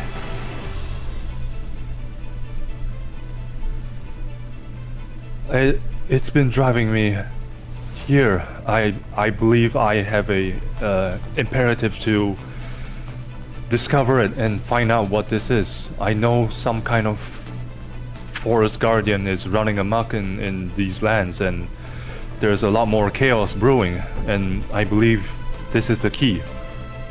I see.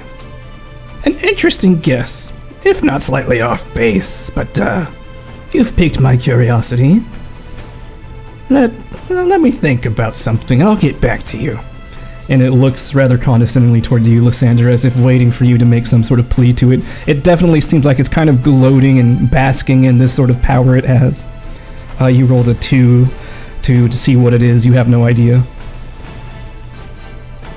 Might I say, you are a magnificent creature. One very special I have never seen before. Such glorious fur and limb. I'm just trying to gas it up, basically. Yeah, go for it. Give me a diplomacy check. I'll give you a +2. Playing to his vanity. Give me a +2 for playing to his vanity here.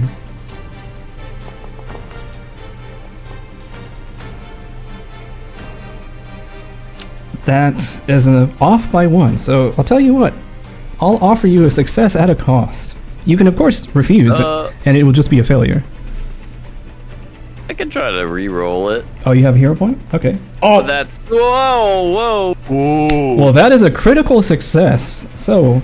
You are now #1 president of the fan club. So, this creature is just, as you are saying these things, it's like tilting its head and, like, pawing at its whiskers. It's like, oh yes, tell me more. Oh, of course. Oh, I'm so glad there's someone among you who has a proper brain and understanding. Well, young one, I appreciate the respect that is obviously due me. I will let you proceed. Please come visit again. Thank you, most glorious. So we've got Nia, who's face first on the ground after being plummeted from the sky. What would you like to do? Dang. Nia's gonna stay down in the mud and is just gonna try and quietly crawl away, avoiding notice. Okay, give me a stealth check. Ooh. No. This is the crawl of shame, apparently. Yeah. No, You know what? No. Unfortunate. Seeing you dragging your face through the mud like this, the creature looks at you, and its wispy eyebrows kind of dance in glee, and it says, "Ah, yes, that is right. Know your place and grovel before me, you swine. I appreciate your respect and act of deference. Now show me some more, and maybe I'll let you go." Digger, what are you doing? Great Spirit, what do you know about this tablet? Oh, I could regale you with many tales, but it seems like you are in a bit of a bind.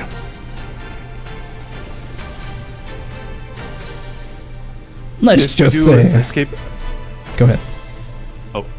If we do escape, may I come back here someday and ask you about it?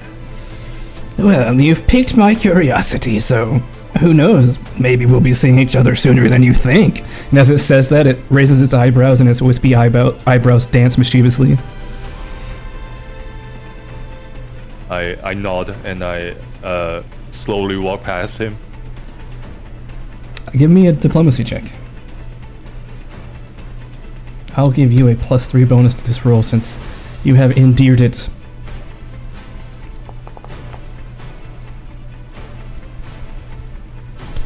+3 is 19, so I will offer you a success at a cost, or you can just fail. Your choice.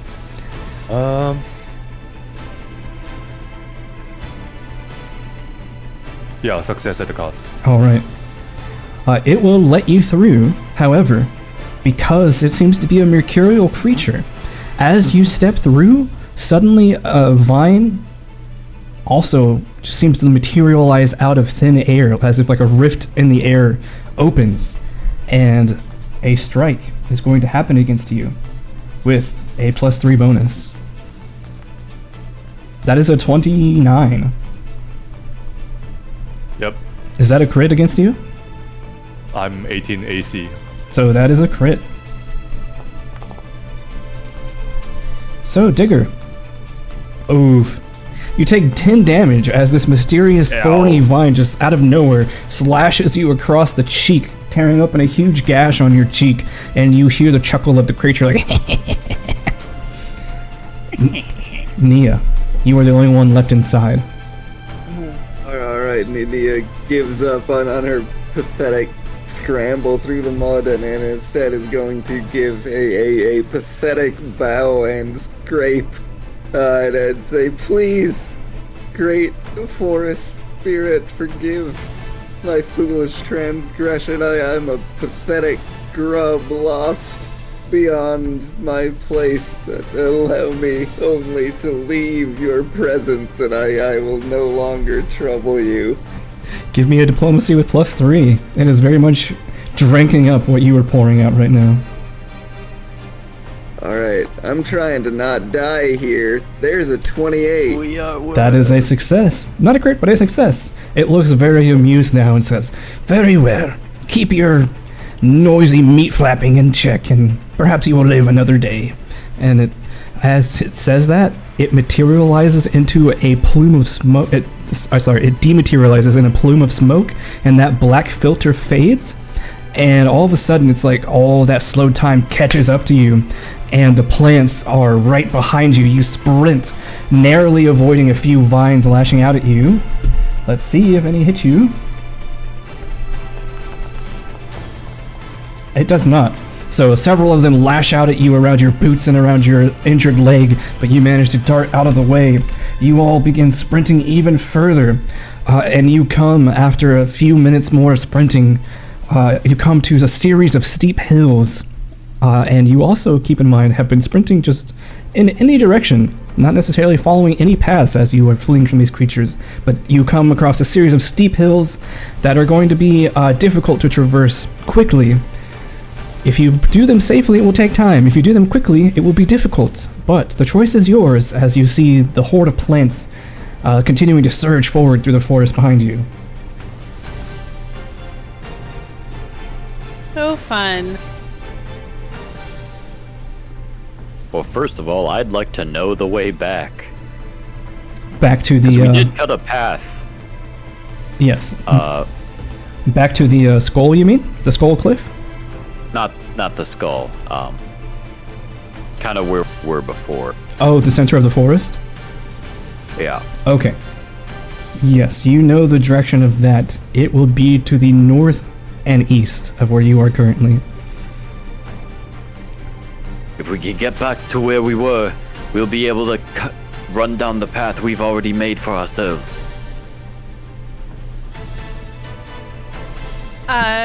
For me to try and get up the hills, do two things. One, cast Nudge Fate on myself, but two, ask Cookie to give me the path of least resistance, like, you know, where you might have to come diagonal, but continuing making your way up, so she can help me get up there safely. Yes. Cookie surveys the field around you. You'll get a +1 bonus to your roll from the aid of Cookie. And what skill would you like to use to try to navigate these steep hills without tumbling and hurting yourself severely? We're gonna say acrobatics so she can stay light on her feet and tumble when she needs to. Go for it. While she's making that roll, who's next?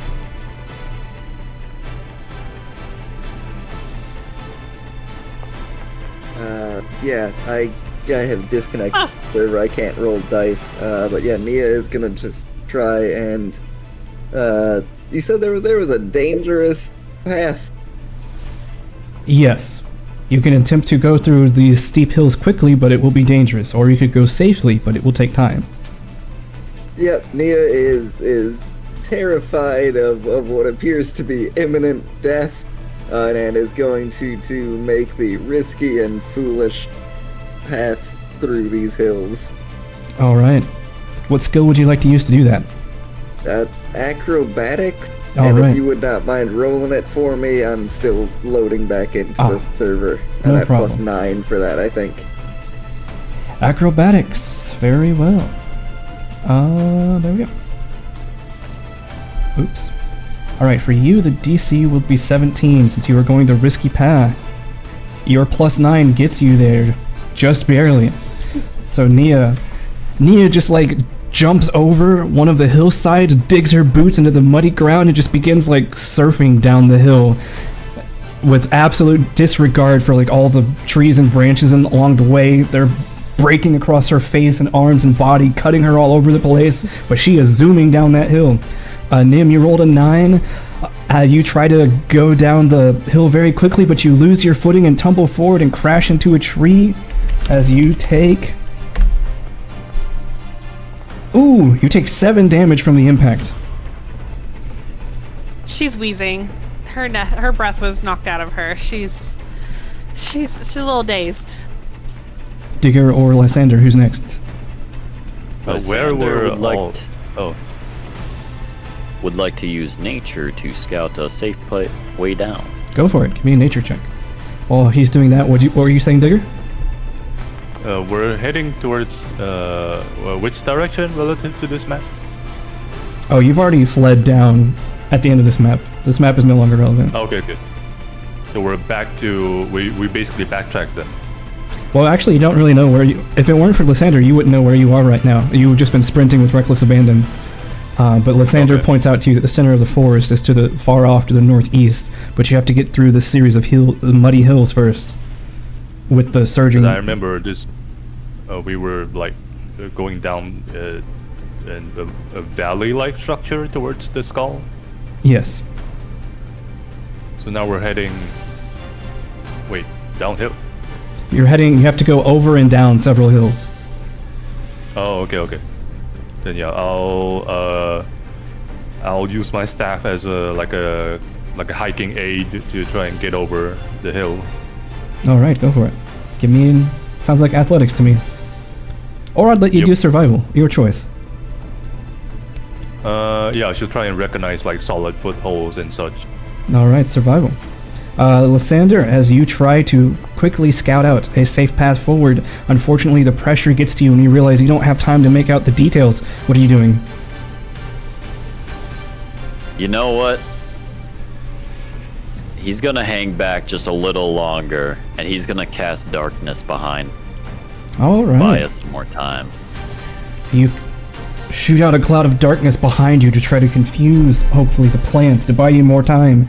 Digger, as you begin trying to find a safe way up and down some of these hills, you reach a point where your foot just keeps slipping as you're trying to climb the hill and you're not making any forward progress. What are you doing?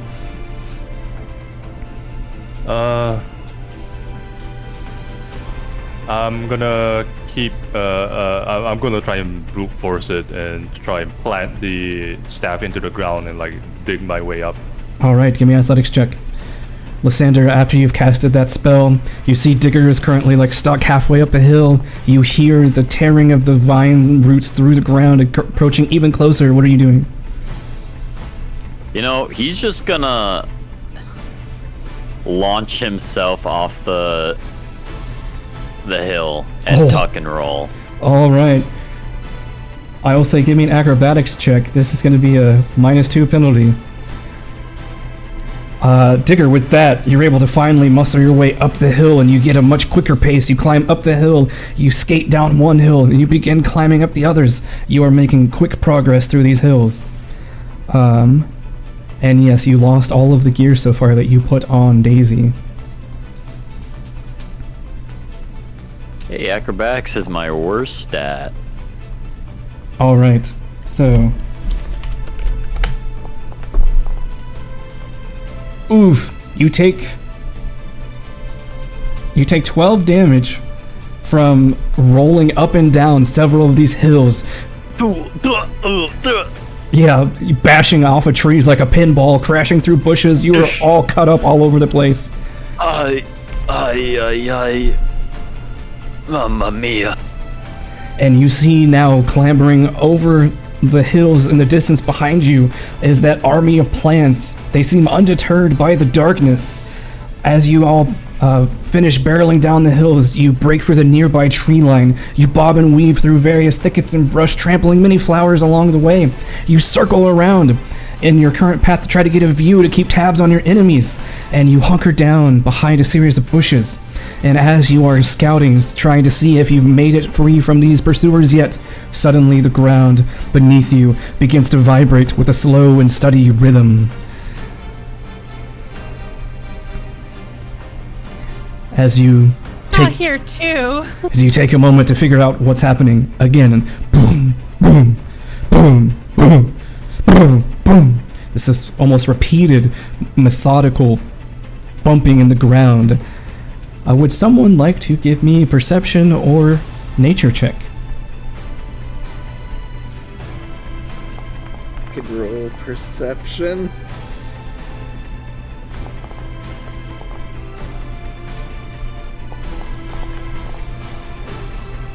Alright, so everyone except for Digger. Digger is the most out of breath, having forced her way through a rough hike. The rest of you all notice that you all piece together that this is actually the sound of something very large and very heavy walking through the nearby forest. Whatever it is, you probably don't want to attract its attention right now while you're trying to flee, but it is getting closer. What would you like to do? Sneak. There's something big. It's coming closer. Yes, big enough to make the ground vibrate around you. That makes me think of that giant thing that the sprites were talking about, or water, whatever they were. Would anyone like to see if they can make out what might be making this vibration? Sure, Nia is that foolish. Okay, give me a perception check. I'll with reckless abandon, look about towards the source of I the will sound. because Digger didn't notice it. Correct. But you do notice suddenly Nia just kind of darts behind a few trees as she goes maybe like 60 feet away from you all and looks down a nearby hill. And Nia, what you see, what's obviously making this noise, is a 12-foot tall zombie with yellowish rotting skin plodding through the forest. Trailing behind it are 2 zombified dogs, 3 shambling skeletons. You remember Nefira from the Rite of Winding Lost? That bird lady? No. You see what appears to be a bird-like woman's skeleton also flying above them. But in front of even the Cyclops, Nia, you see a figure trailing about 20 feet ahead of them. It appears to be a gaunt, purple-skinned figure wearing a black mask that has feathery frills on it, and it's wearing leather armor as it is just sort of lackadaisically traipsing through the forest with this army of undead behind it. You said one with a what mask? A gaunt, purple-skinned figure with a black mask that has wing-like carvings on the end of it. Is this a familiar figure to Nia? The purple figure? Yeah. You can give me a religion check. I Nefira? will roll it. No, it's not Nefira. I said it's a bird-like lady skeleton, much like Nefira. I shouldn't have a vision of this. Yeah. Nefira is up flying. Well, the skeletal remains of what looks like Nefira is flying, yes. So, unfortunately that's not high enough. What you can gather, though, is by looking very quickly at this creature's skin. Some of it flakes off as it brushes by a tree and breaks a branch, and you see that there is no blood that comes out of it as it suffers some wounds from traveling. The figure is not familiar, but once again there's the boom, boom, boom, boom, boom from the lumbering footsteps of this zombified, ginormous figure. Yep, at the sight of this, Nia drops low to the ground and then scrambles back towards the rest of the group. Yeah, we're going stealth, even if it means it costs us speed, because hell no. Do you tell the group what you saw, Nia? Yep. Yeah, so she conveys all that to you. You are correct, we cannot. We must go around. All right. And quietly, especially since there's flying zombies. Down a potion as we're deliberating. Go for it. All right. So it sounds like I people... also chug a potion. Go for it. And when you're ready, it sounds like you're wanting to make stealth rolls, so give them to me. I'm gonna cast Nudge Fate on myself. So bad at stealth. Well, you could try a different skill. You don't have to stealth. I've been relying on nature. Could I use nature here? To do what? So I'm gonna like try to find a bush to use as a ghillie suit, basically. Okay. Yeah, give me a nature check. Alright, so Nim, you get low to the ground and you're already tiny, so you are able to use the bushes and the trees as cover as you silently scamper along. Nia, you are traipsing along the forest too, trying to be quiet, but you hear outside this tree line where that army of shambling plants is, they suddenly seem to snap in attention, generally in your direction, and they begin shambling that way. Lysander, you jump into a bush. I was watching him a moment too long. I should have hidden sooner. Yep. Lysander, you jump into a bush hoping it will help you, but you begin to feel those creeping vibrations of the plant's vines roaming through the ground in your direction. Okay. I'm gonna like pick up a rock and throw it. All right. Create a diversion. Deception. Yes, go for it. Deception definitely works. All right. You throw a rock, and you do so to where it bounces off a couple trees to simulate someone like hopping from trees to tree, and you see a whole phalanx of these plants branch off and go chasing in that direction, leaving you an opening as you scamper through following Nim's lead, as she is the stealthiest currently and leading the way. Digger, what are you doing? I'm hunkering down and like crouch walking, following them. All right, give me a stealth So check. stealth. Yep.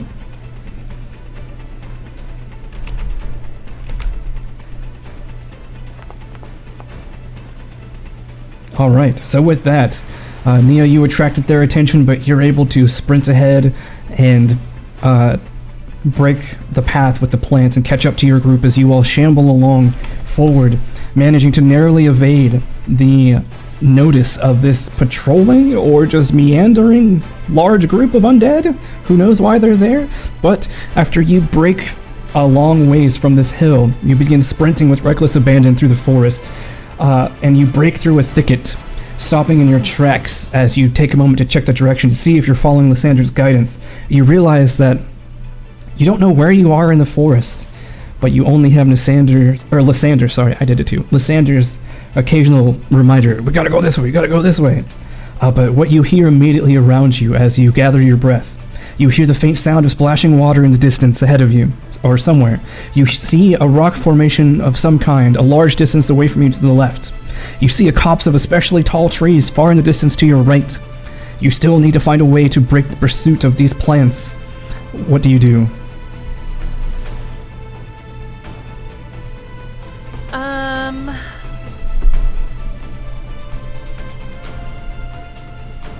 What are the the directions again? There's So you hear the rocks. faint sound of splashing water somewhere in the distance. No one's identified where yet, but you hear it. There's a rock formation to the left, a ways away of you that's large. You don't know what it's there. It might be a cave, might be something else. And then to your right in the distance, you see an especially tall copse of trees.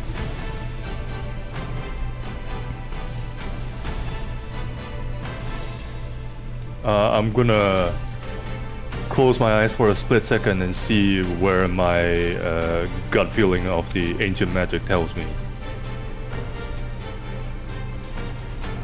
So I'm a little confused. The ancient magic,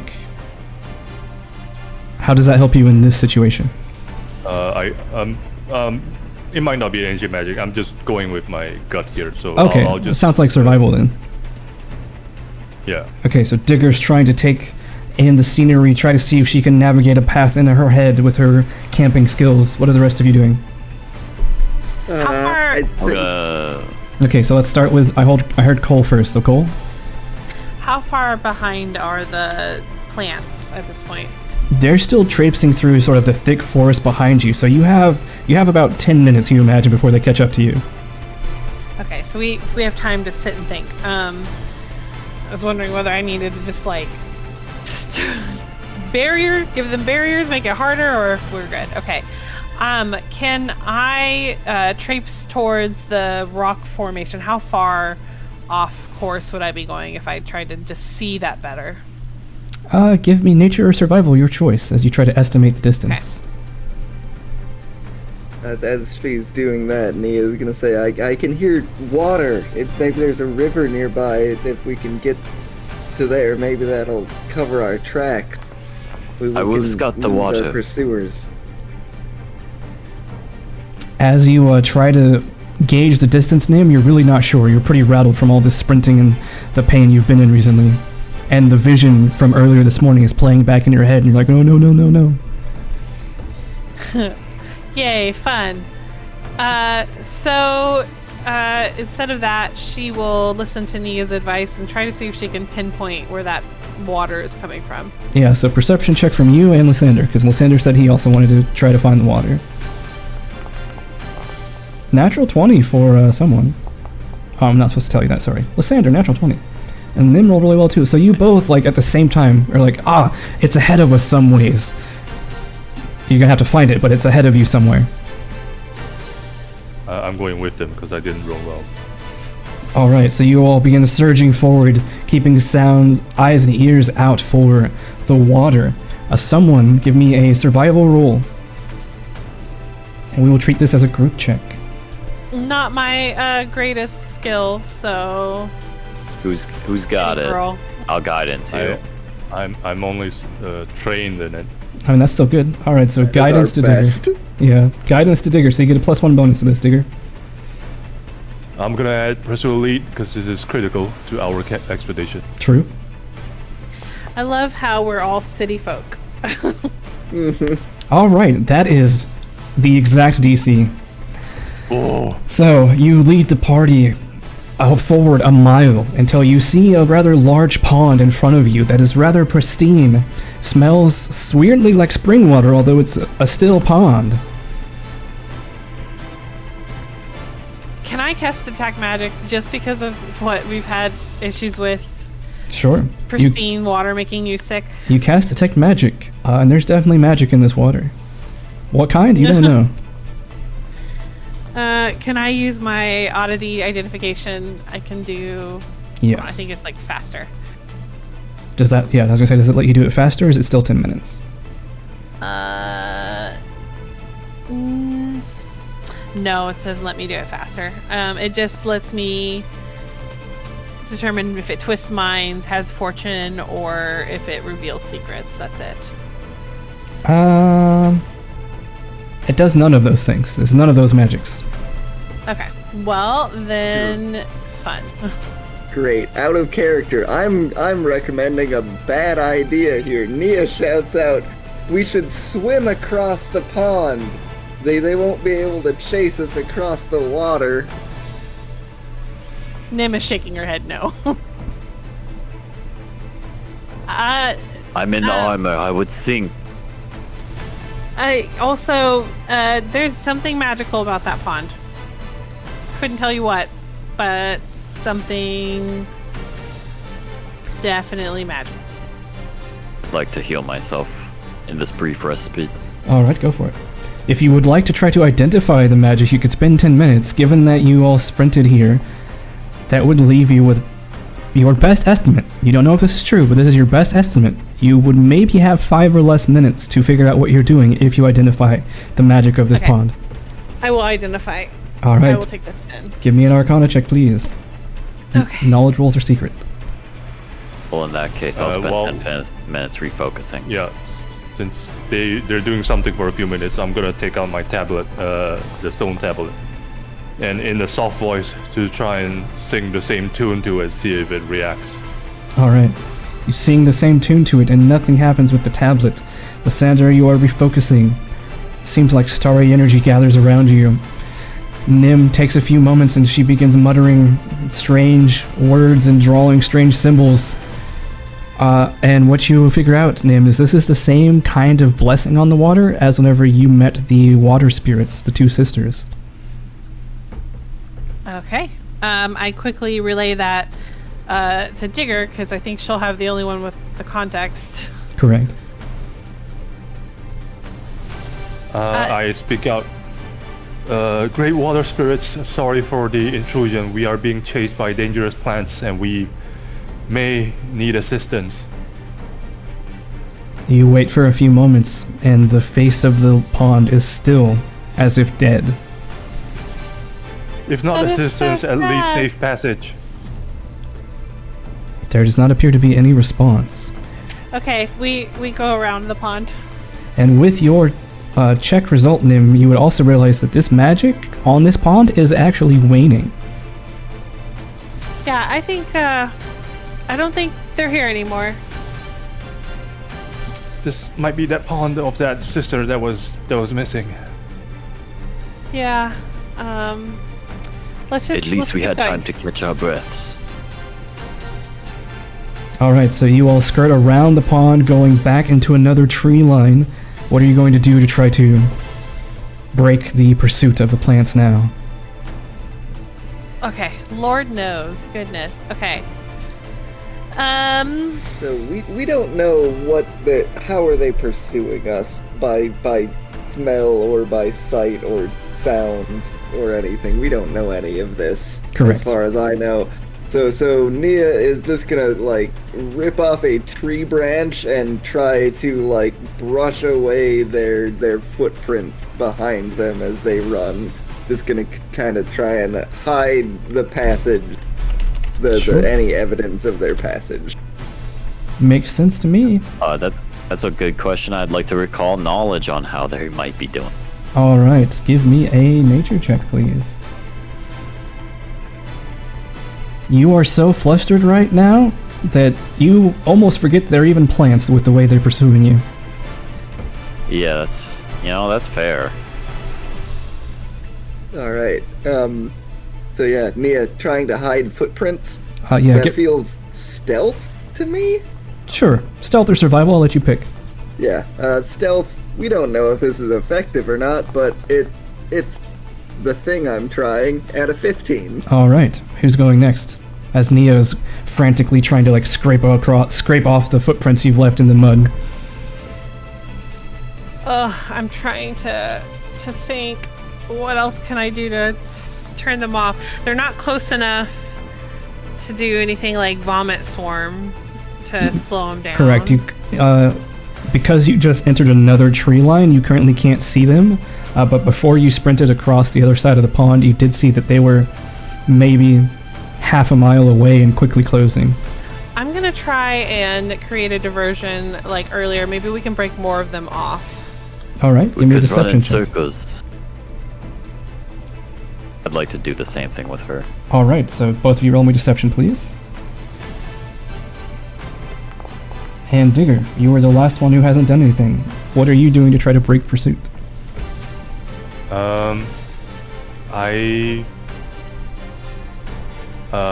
we still next to the lake? You've entered the tree line on the other side of the lake, but you could easily go back to it. No, I'm not going back to it. I'm just running along with them, but I cast detect magic to see if I'm possibly being tracked, traced, targeted by any kind of thing effect on me or my person. Ah, okay.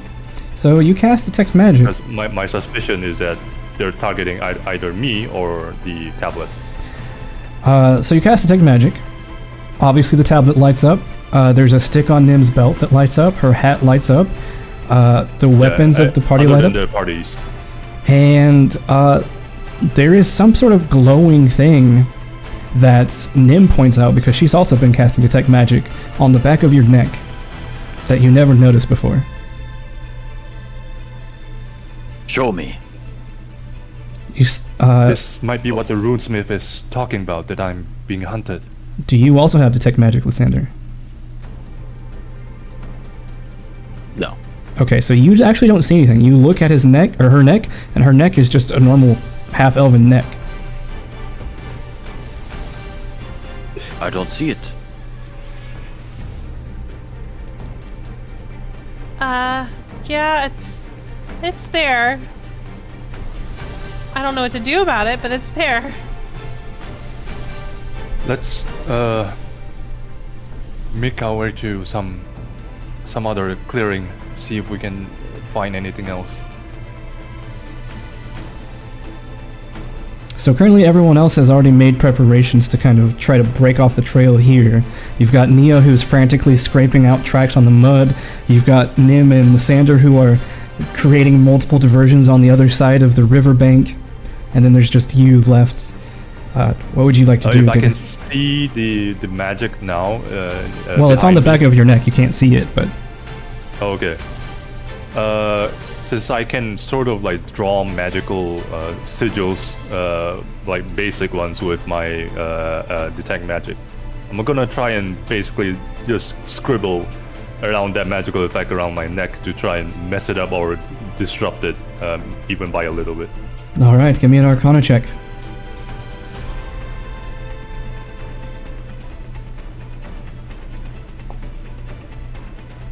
Ah!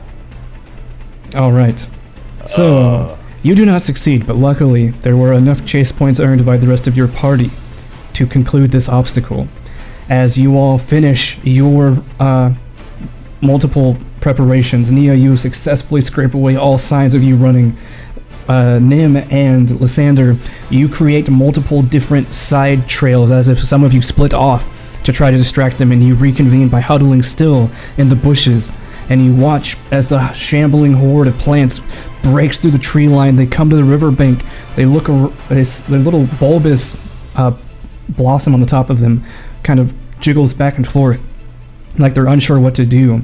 They begin traipsing along, and their roots seem to pick up on the tracks that you had created, Lysander. And then you watch as, almost as if in unison, a whole horde of them surges off down that path you created into an adjacent part of the forest. You wait a few minutes just to make sure, and they seem to have been completely distracted by your gambit, leaving you alone in this forest by this lake, exhausted and out of breath, but not turned into plant food. What is with these plants? I think at this point, Nia, exhausted, just sinks down to her knees and starts sobbing.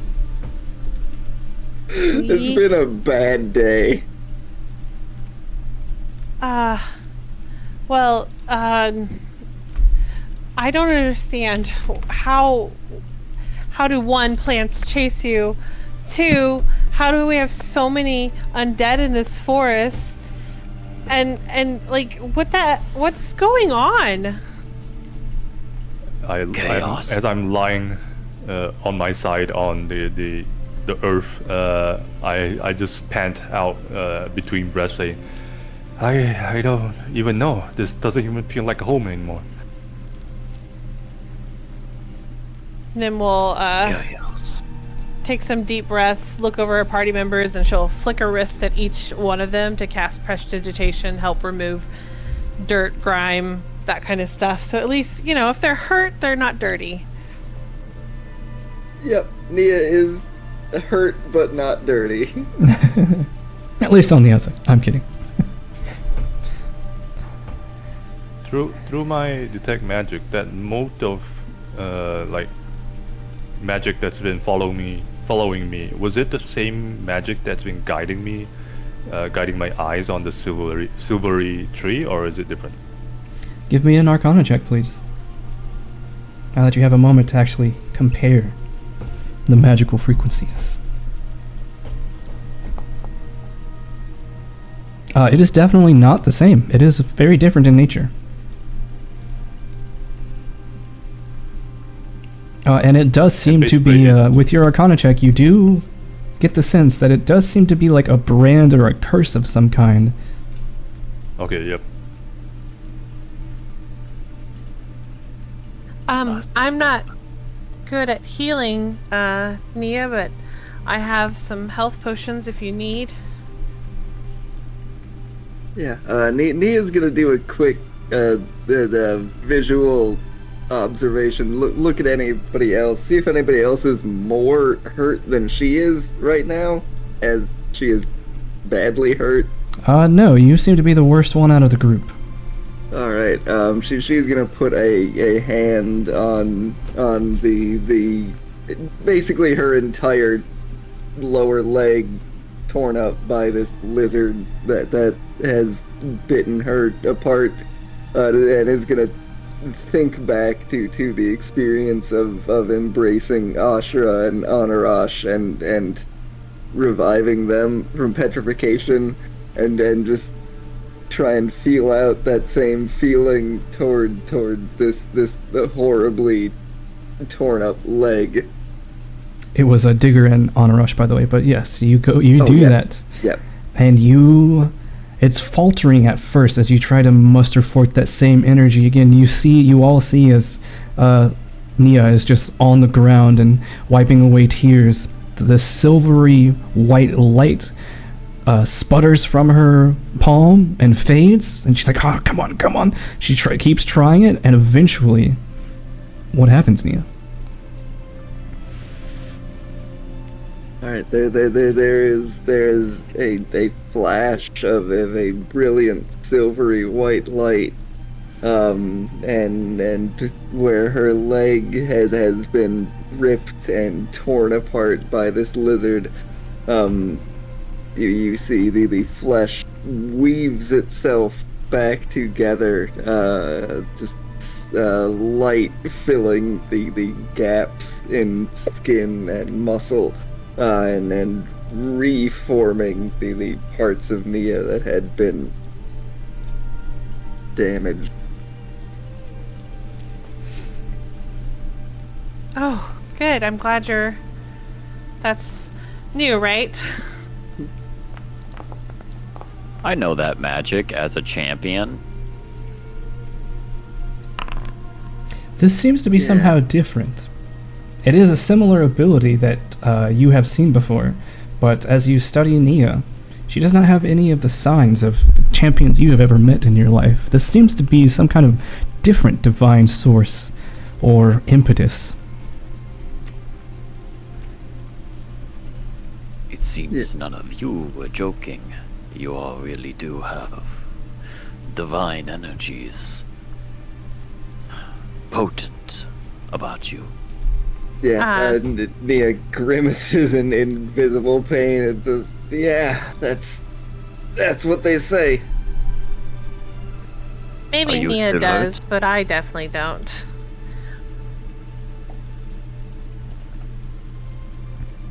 And then Lysandra asked you, Nia, if you were still hurt. Oh. Look, I can keep going, but yeah, if I don't know if I can stand up in another fight like that. here, and she's gonna walk over and pass a healing potion to Nia. Would you like to treat wounds, Digger? Yes, I'll do that for everyone starting from the most hurt. Alright, so Nim hands you a healing potion, Nia, and then Digger comes over and pulls out her medical kit and begins pulling out gauze and thread and needles to work on you. And you have a flashback to yesterday where she almost viciously disemboweled you during the rain that is currently still coming down on you. Yep. Nia flinches and turns away, but does not stop Digger from performing this treatment. Cole, is this Just- minor or lesser healing potion? It's a minor. If you press use, well, does it let you Okay. press use? Yeah. Oh, yep. There we go. I will use, and we'll see what happens. Nothing happens. Click it again. Okay, hold on. Nothing. Okay, I will use. Hold on. Oh, there we go. Cool. 5 healing. Don't do anything. I'll apply it to you. Thank you. All right, Digger. Oh, give thank me, you, Nim. That's okay. If you have need of more, I can give you more. Digger, give me a medicine check, please. Nice. That is a critical success. Roll your 48.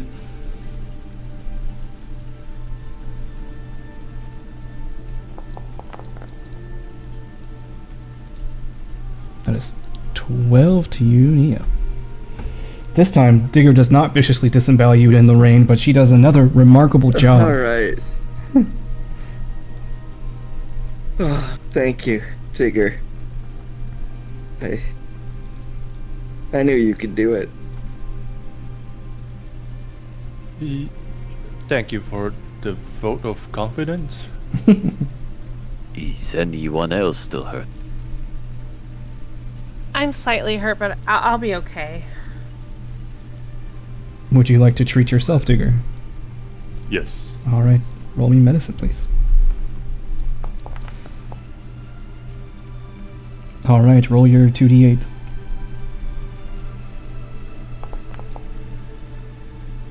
Nice. As for Lysander, the scales twice, and by turning himself more ethereal, he simply removes his wounds. Wow. So once again, Lysander, I'm sorry, I'm so sorry. Lysander is like a ghost I before you. I don't understand the reference, so it doesn't offend me. But yeah, as Lysander, what does it look like as he's doing Nudge the Scales, by the way, on himself? So, nudge the scales, it's very broad how it might be flavored. But for Lysander, it's essentially like almost turning back the clock. But specifically for him, he's just sort of exiting out halfway away from the physical plane into a more starry ethereal plane, and by that he becomes spirit, and then once he re-enters, he would be whole again. I have an idea. Tell me if you like this or not. What if, when he does this, it's like his soul steps out, sheds his body, and then he grows like a new body, and when he rematerializes, the wounds are gone. That's that's kind of going far. Okay, fair enough. He's not gonna be shedding skin suits.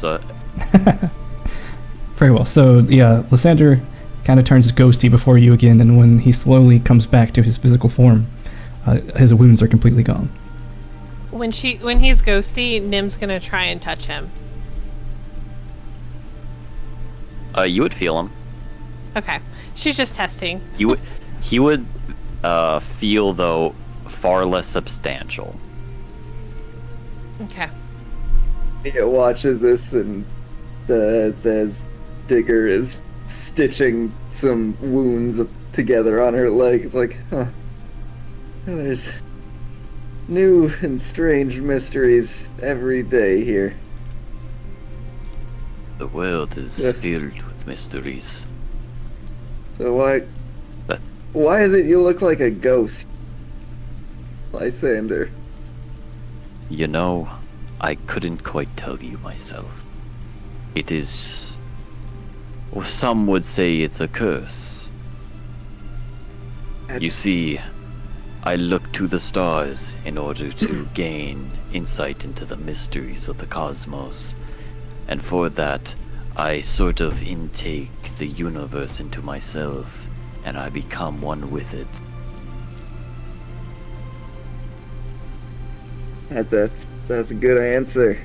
You know, I think maybe a week ago I would have said that that's a bullshit non-answer. Tell me what's going on here, but with what's happened to me and us in the last few days, you know, it's, you know, relatively that's a pretty grounded and solid explanation for what's happening to all of us. Thanks If I am able for to all see your the help stars today. tonight, of course, I'm glad I could be of help. If I'm able to see the stars tonight, I might be able to portend something of interest. So you do fortune telling too? Not quite. It is sort of navigation. Well, I suppose by layman terms, yes, it would be fortune telling. I seek guidance in the stars. Nim makes a mental note to watch him later. Speaking of interesting, Lysander, as you're looking at Nia, she's on the ground. You see this blazing glyph on her forehead. It is the glyph of this that is the same symbol that head priest Dartandalus showed you all whenever he departed earlier. The holy symbol of Sol Saha. I see the symbol of Sasaha upon you. Nia looks, she tries to look at her own forehead, but cannot see it. So, What- goes what- cross-eyed. where? Right there, points at your forehead. And you I don't I suppose think you're. Nia reflexively rubs at it, like, vigorously with the back of her wrist. and funnily enough, Nim, you- go ahead. Nim will take off her steel shield and try to let her see a distorted reflection. Funnily enough, you don't know Yeah, if it's it coincidence. You don't know if it's coincidence or if it was just time for something. But after Nia finishes rubbing her head, Lysander, the glowing glyph has faded and is no longer visible. What? There's nothing there. Stop messing with me. Strange, it was just there. Any chance your ethereal sight can see some kind of supernatural effect following me? Unfortunately, no. Okay. Not yet, anyway. My sight is not that great.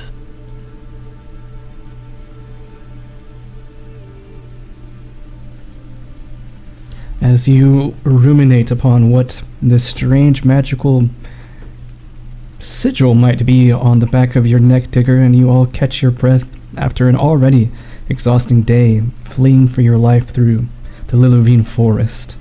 Who knows what's to come? Who knows where your journey will take you? Currently, you don't know where you are in the forest. All you know is that the direction of the center of the forest is vaguely, at this point now, west-southwest. But that is where we're going to end tonight's session. Ah, good stuff. Good